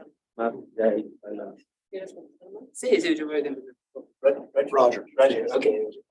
Sí, sobre los voces de los afectados, las víctimas indirectas. Sí, estamos incluyendo en el libro, sí, pero sí, claro, sí, yo creo que es importante que podemos poner algunos ejemplos para la presentación, pero con todo, para explicar todo, sí, estamos incluyendo como casi algo de casi todas nuestras entrevistas y son voces importantes, porque sí, es distinto para tener un análisis de afuera, porque nosotros estamos en Veracruz, pero también estamos afuera. ejemplo, era un soldado y que alguien puede escribir sobre soldados, pero ellos no tenían la misma experiencia que yo, es como, es distinto. Y también sobre como no fuera la palabra en español, como para hablando en secreto, susurro, es muy interesante porque la cosa es que todos pueden ser halcones, por ejemplo, es como la mesera, como el mesero, como el taxista. Es interesante cuando personas estamos muy cerca de nosotros, amplificó, bajó mucho, como la voz, y cuando personas se dio, ellos hablan más tonos como no tan elevados, pero y sí, es como, para mí es como eso. En Alemania de durante tiempos de comunismo, o cualquier sociedad donde hay como mucha represión. Y algunos temas también, es más común cuando algunos temas, como temas sobre el gobierno, temas sobre algunos grupos, puede ver como ver la diferencia más. Yo agregaría que hay una riqueza tremenda en las entrevistas. No da tiempo para ejemplificar muchas cosas, pero, por ejemplo, esta idea del quiebre, aunque supiéramos que eso pasa, aunque lo hubiésemos escuchado, es algo a lo que refieren una y otra vez, mi vida era normal, dejó de serla, ¿no? ¿Y cómo dejó de serla? ¿No? Entonces, ahí hay mucho por explorar, cómo entienden la noción del quiebre o cómo viven el quiebre.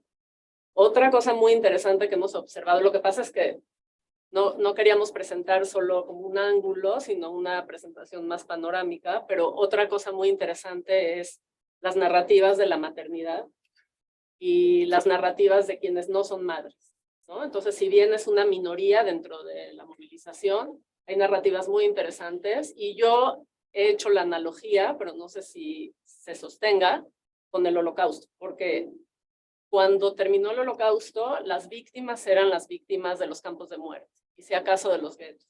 Pero quien estuvo escondido, quien escapó como refugiado, esas no eran víctimas desde la perspectiva del que sobrevivió el campo o el gueto. Luego se fue ampliando la categoría de víctima, se volvió mucho más incluyente, ¿no? Incluso al día de hoy hay víctimas que dicen, yo no fui víctima, porque yo sí me escapé, ¿no? Aun cuando hayan pasado años para poder escapar de Europa.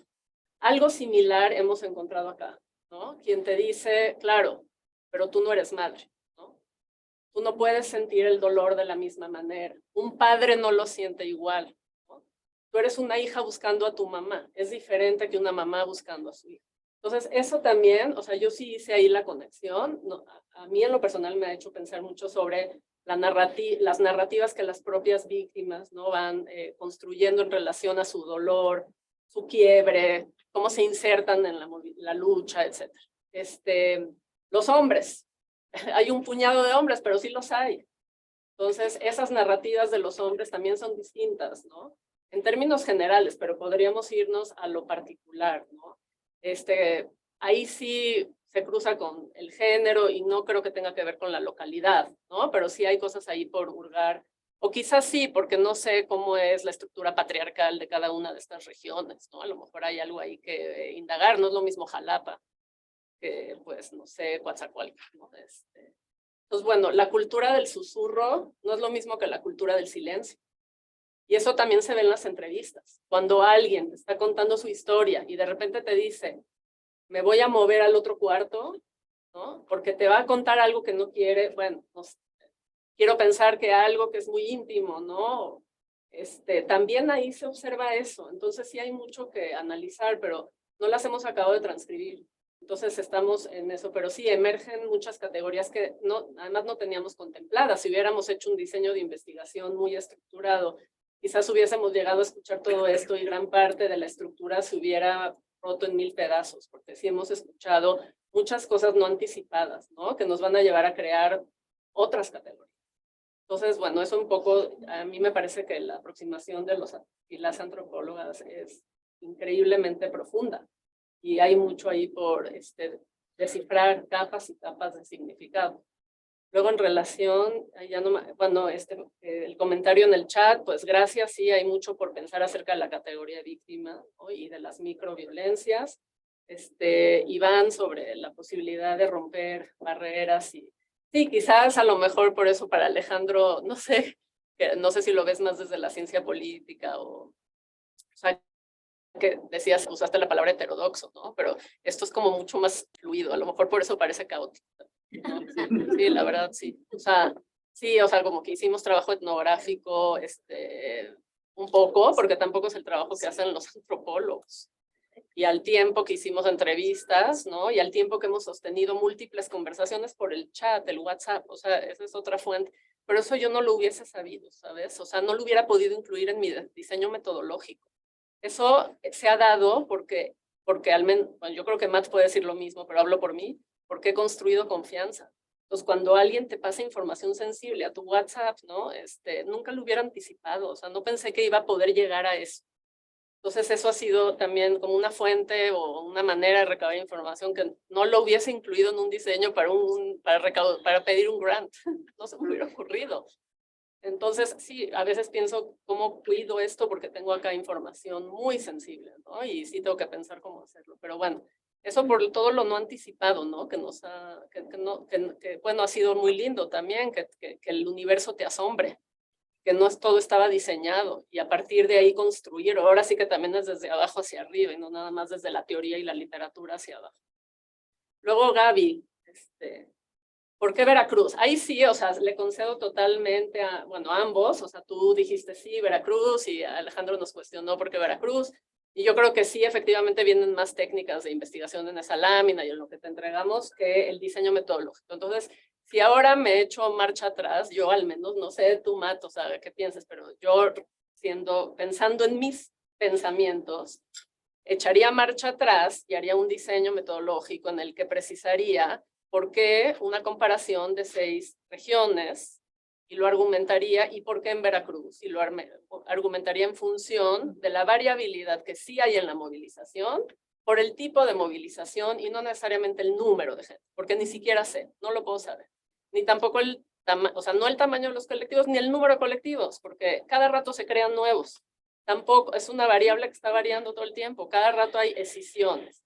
Entre Y luego, los mismos colectivos, sí, muchas veces ellos no saben cuántos miembros. No, bueno, es un tema delicadísimo. Pues como esto se está grabando, o sea, no quiero decir, pero Tenemos más preguntas. Sí, y no, lo último que dijo Gaby, pero las escisiones sí tienen que ver con dinámicas también dentro de los colectivos. Tienen que ver con la relación con el Estado, tienen que ver con dinámicas dentro de los colectivos y a veces a un nivel tan micro que tiene que ver con las químicas o las no químicas en las relaciones interpersonales dentro del colectivo, tiene que ver con la estructura tan vertical que se ha creado también propiciada por el Estado, porque si tú eres representante de un colectivo, puedes participar en una mesa de trabajo y si no tienes colectivo no participas.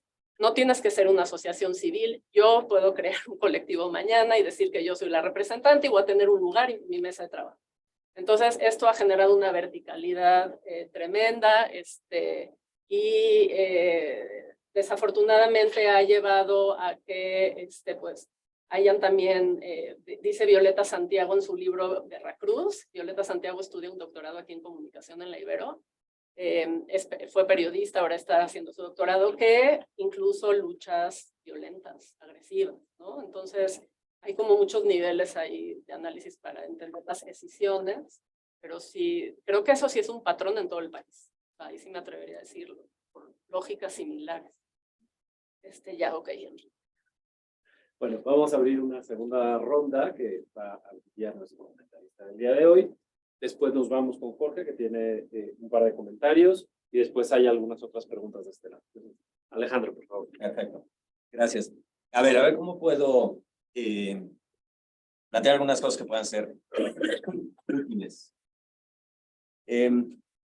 A ver, mi primera, bueno, partiendo de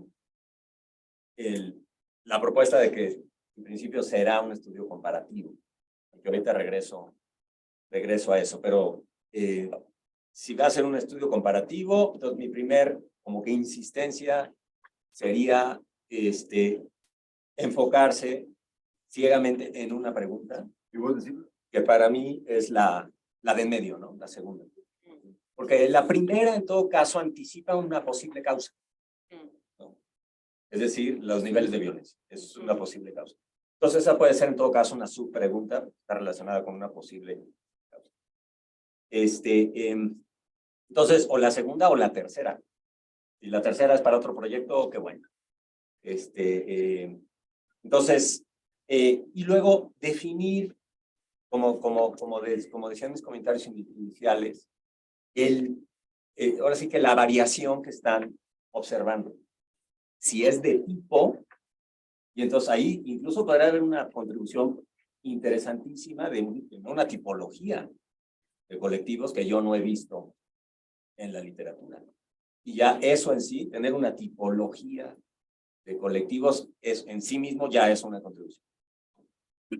Entonces, esa variación del tipo de colectivo, el tipo de movilización, son del tipo A y estos son del tipo B, pero no es de magnitud, ¿sí? No es una diferencia de magnitud.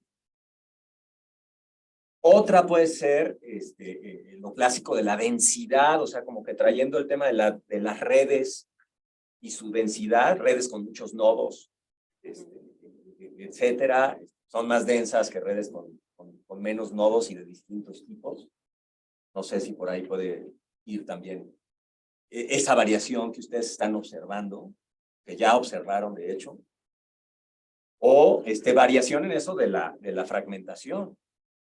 O sea, si hay lugares donde sí hubo fragmentación y lugares donde no, eso también sería súper interesante, valioso y pertinente. Y la última, que de alguna manera la mencionaron, es el impacto. También pueden explorar, y eso es lo más, bueno, al menos es de lo que yo he visto, algunas cosas de investigación sobre colectivos se centran en el impacto, los que tuvieron más impacto que otros. Impacto en los tomadores de decisiones, ¿no? En el Estado. Entonces, pues eso, una pregunta y definir el tipo de la variación. Y la segunda recomendación o insistencia de mi parte sería enfocar mejor entonces esa comparación. A lo mejor 6, ¿por qué 6? No más 4, porque no más 2. Ahora, yo no sé si el método etnográfico, yo no sé, nunca he hecho etnografía.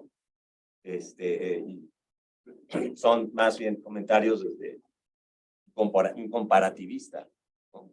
Pero no sé si el método etnográfico se presta para comparar muchos casos. Me imagino que no por lo demandante que es. Entonces, si va a ser el método etnográfico y ustedes encuentran una comparación de 2 casos bien seleccionados en términos de esa variación, ustedes quieren de la variable dependiente, pues ahora sí, aquí sí hubo esto y aquí no, aquí tipo A, tipo B, en fin, fantástico, pero a lo mejor les conviene encoger esa comparación, porque si no, pues, parece pues muy demandante, muy complicado, etcétera, por el método etnográfico. No sé, y termino nada más con un comentario de las valideces, ¿no? O sea, normalmente los estudios de caso pues no tienen validez externa, normalmente. Sí tiene que ser un caso de brillante o extraordinario que lo justifiques muy bien, que vaya en contra de lo que ya sabemos. Y entonces, y ese caso pues te puede, si te dice lo contrario a lo que supuestamente ya sabemos, pues sí puede tener esa potencia externa. Pero pues, normalmente, entonces, pero si se hace una comparación subnacional, entonces ya tiene la validez externa, pero dentro de Veracruz todavía. Eso creo yo. Ahora, y esto es bien importante subrayar, o sea, los trabajos que tienen validez interna y no tienen validez, son igual de valiosos y de legítimos y importantes. No estoy hablando aquí de que no sea, de que un caso que no tenga validez externa no merezca la pena hacerlo. No más que pues, tiene esas características. Ni siquiera uso el término limitante, sino características.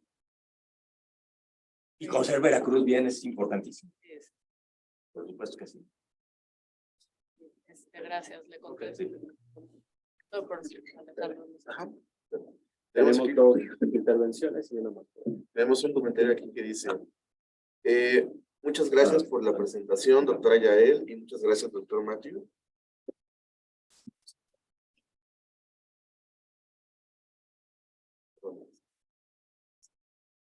Ok, tema importantísimo e interesante. Me voy a permitir hacer un comentario a través de esta presentación, esperando que pueda leerse de manera oportuna durante el evento.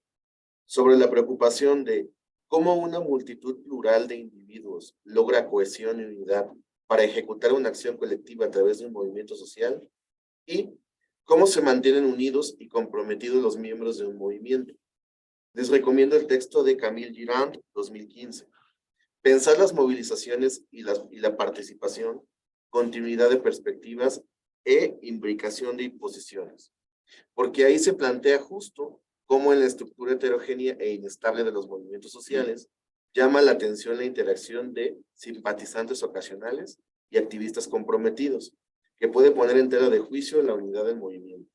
Y sobre las redes de cooperación, aconsejo los textos de Joe Freeman, 1979, un modelo para analizar las opciones estratégicas de las organizaciones de movimientos sociales, y el texto clásico de Barrington Moore, 1989, la injusticia, bases sociales de la obediencia y la rebelión. Saludos y muchas gracias. Gracias. Que no haya sido hora. Luego se graba el chat. Sí, es que eso quedó en Facebook y es Elisa Maya. ¿Tenemos otra? Bueno, ella es personal, pero si quieres... vamos A ver, tenemos 5 intervenciones más, está maravilloso, pero les voy a pedir que en la medida de lo posible traten de acotar estas 5 intervenciones que están por acá atrás. Había levantado el doctor Ricardo Velázquez, pues nos vamos acá, allá atrás, el doctor Juan Pablo, acá y se van. ¿De acuerdo? Traten de ser lo más concisos. Adelante, doctor. Y muchas gracias. Sobre la selección del caso de estudio, creo que sí es importante justificar por qué Veracruz. No se puede hacer comparando Veracruz con los otros estados. ¿Qué tipo de caso es Veracruz? ¿Es un caso que ilustra lo que sucede en todos los demás? ¿O es un caso extremo, quizás como comentaba Alejandro? ¿O un caso que ilustra otras características, pero de una manera extrema, ¿no? Y ya con eso se puede justificar. Y los hallazgos, pues, son en función del tipo de caso que se seleccione, ¿no? Sí. A ver si me voy a acordar en todo. No estoy dando. Sí, ¿no? Te presto mi pluma. Está grabado. Porque a Alejandro le quería también contestar. A ver, entonces acá.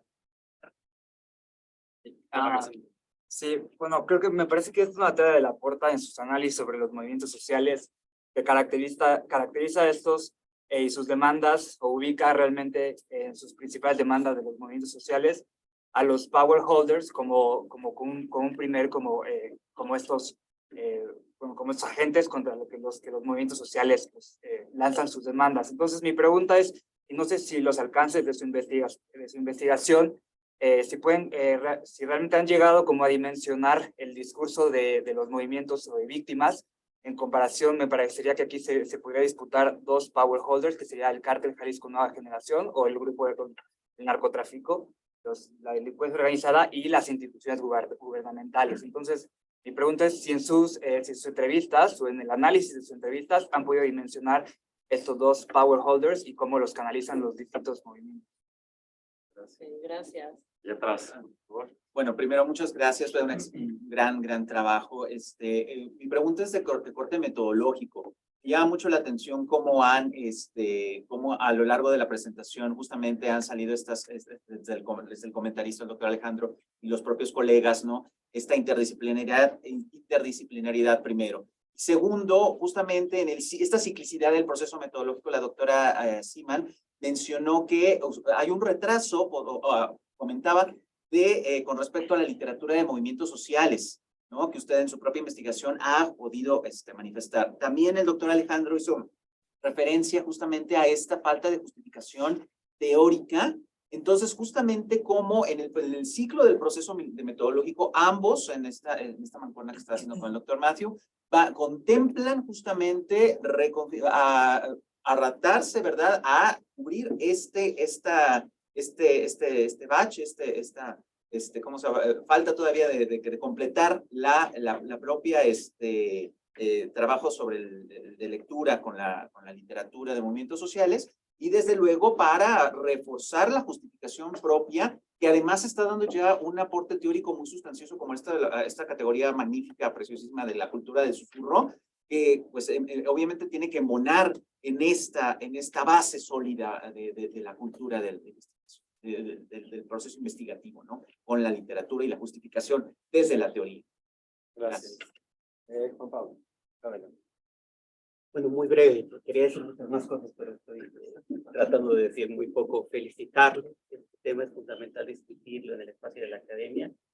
Cosas que me llaman la atención, en esta petición de caracterizar a este tipo de colectivos, el componente de género, creo que es algo que puede dar muchísimo. Esposas, madres e hijas, integradas en torno al dolor y la pérdida, o sea, ese componente emocional que creo que le da un estilo muy particular a este tipo de grupos, y el tipo de relación que construyen con la sociedad y con el Estado. No se relacionan como un sindicato o un partido para conseguir preventas, obtener cargos. El sentido de la demanda está orientado hacia la vida misma o la pérdida misma de la vida, y el tipo de negociación incluso está planteando un problema que no puede procesar el sistema político, ¿no? Vivos se los llevamos, vivos los queremos, es algo que plantea una situación de límite de lo que desde lo político se puede construir con un tipo particular de actores o actoras políticas, incluso por el alto componente de género, ¿no? Me parece muy significativo el hecho de cómo se desplazan esferas generalmente masculinas de la negociación y de lo político a trasladar a esta esfera, en donde yo creo que el tema del cuidado también, desde un discurso, digamos, del feminismo sería fundamental, la dimensión política del cuidado, que se extiende buscando a padres, buscando hermanos, buscando a hijos. O sea, yo creo que esta dimensión del género es fundamental. Esta dualidad de ser víctima y pasar por un proceso de quiebre para pasar de lo privado a lo político. O sea, hay un salto de esa dimensión de la vida familiar, la pérdida de alguien y tener que salir a la escena de lo político. Creo que ese quiebre fundamental plantea el tema de qué integra o qué une, ¿no? Esta pérdida y este duelo. Bueno, pérdida, pero que por un lado es una pérdida combativa, que no construye el duelo como una suerte solo de memoria, sino que busca mucho más. Y también creo que ahí la literatura del feminismo podría ayudar mucho para pensar en el tipo de conocimientos situados que se construyen. Construyen otro modo de hacer política, pero construyen conocimientos forenses, conocimientos jurídicos, construyen donde no hay institución. O sea, con esto cierro. En lugar de preguntarnos sobre los estados fallidos, la ausencia de Estado, que sí es importante, es un poco mirar qué hace la sociedad organizada y qué pasa cuando este movimiento toma este componente fundamental de madres, hijas, esposas, construyendo otro tipo de relaciones y otro tipo de política. Yo creo que tiene varias salidas.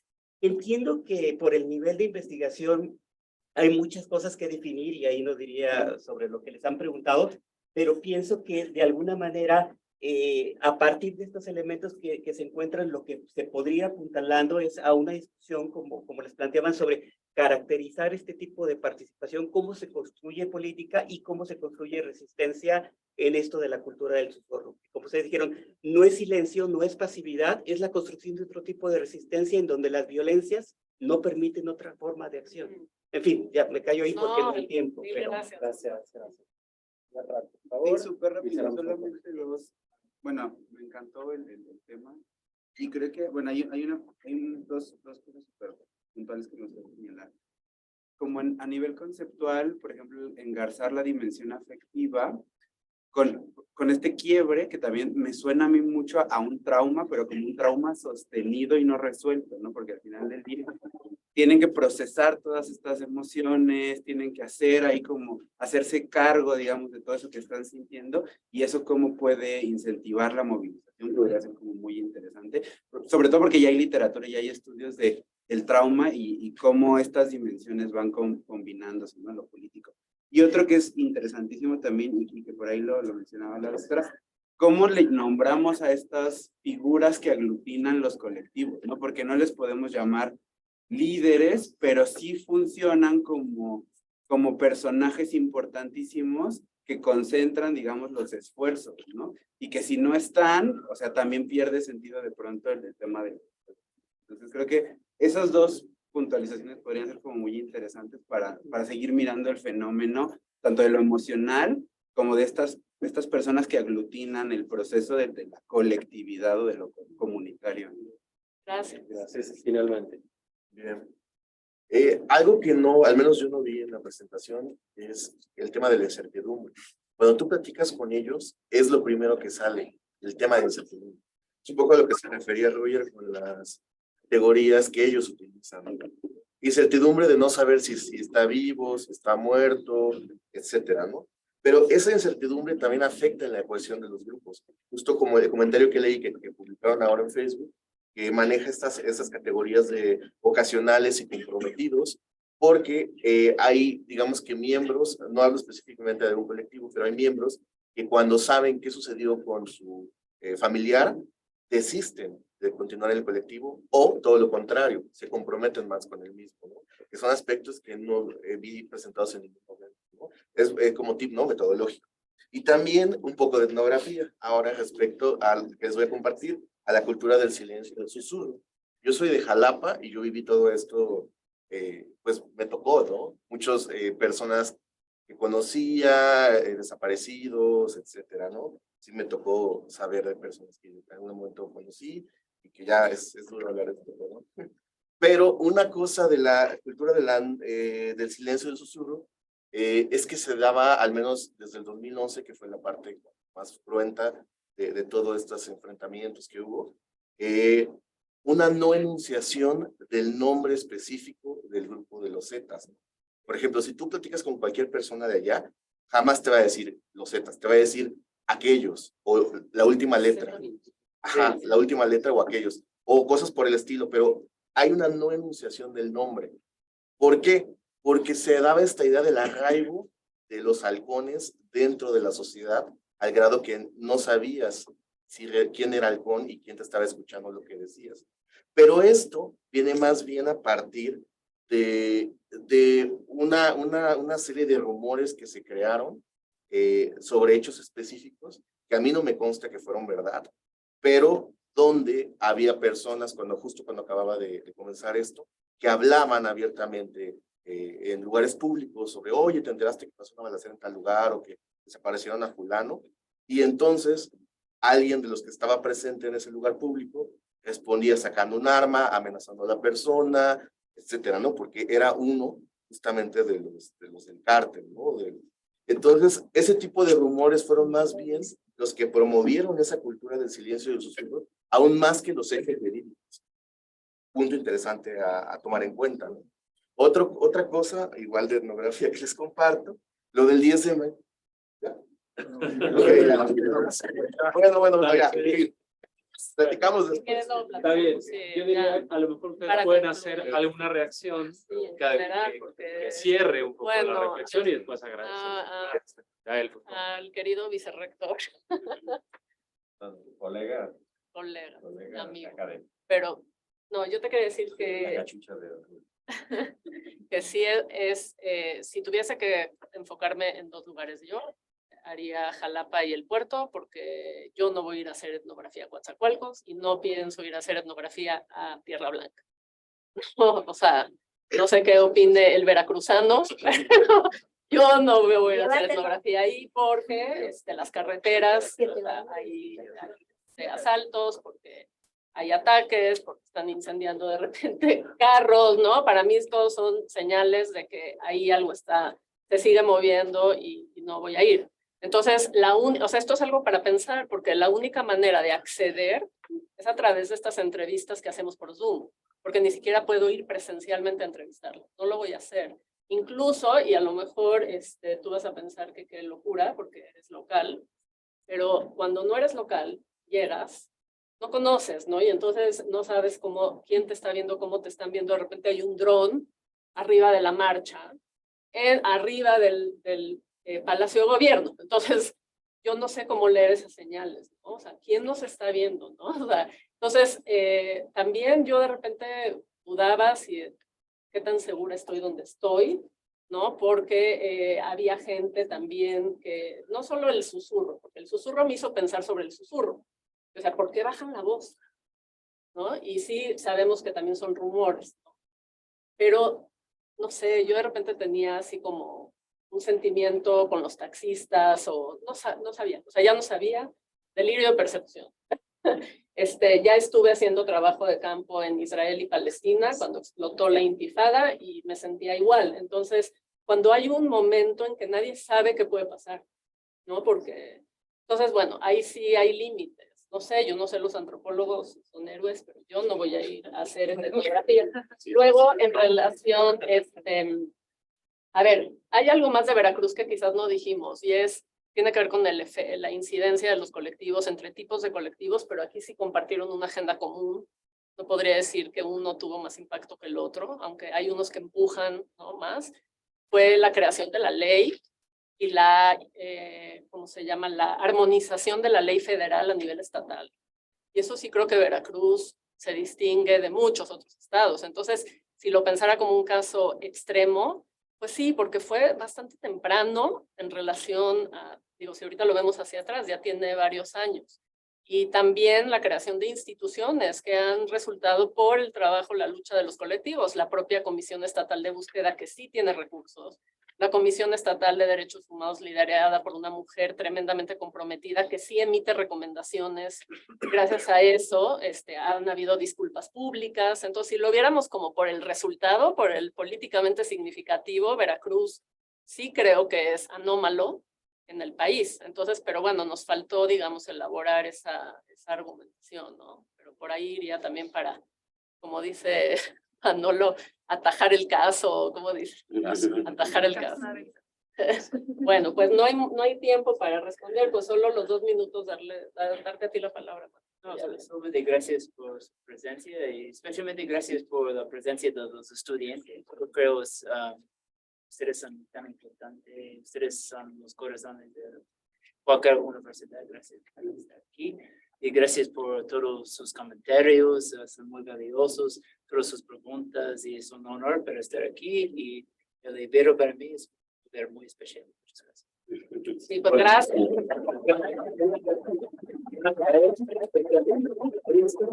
Y invitamos a todos los siguientes eventos del seminario personal de eventos. Que tengan todos buenas noches.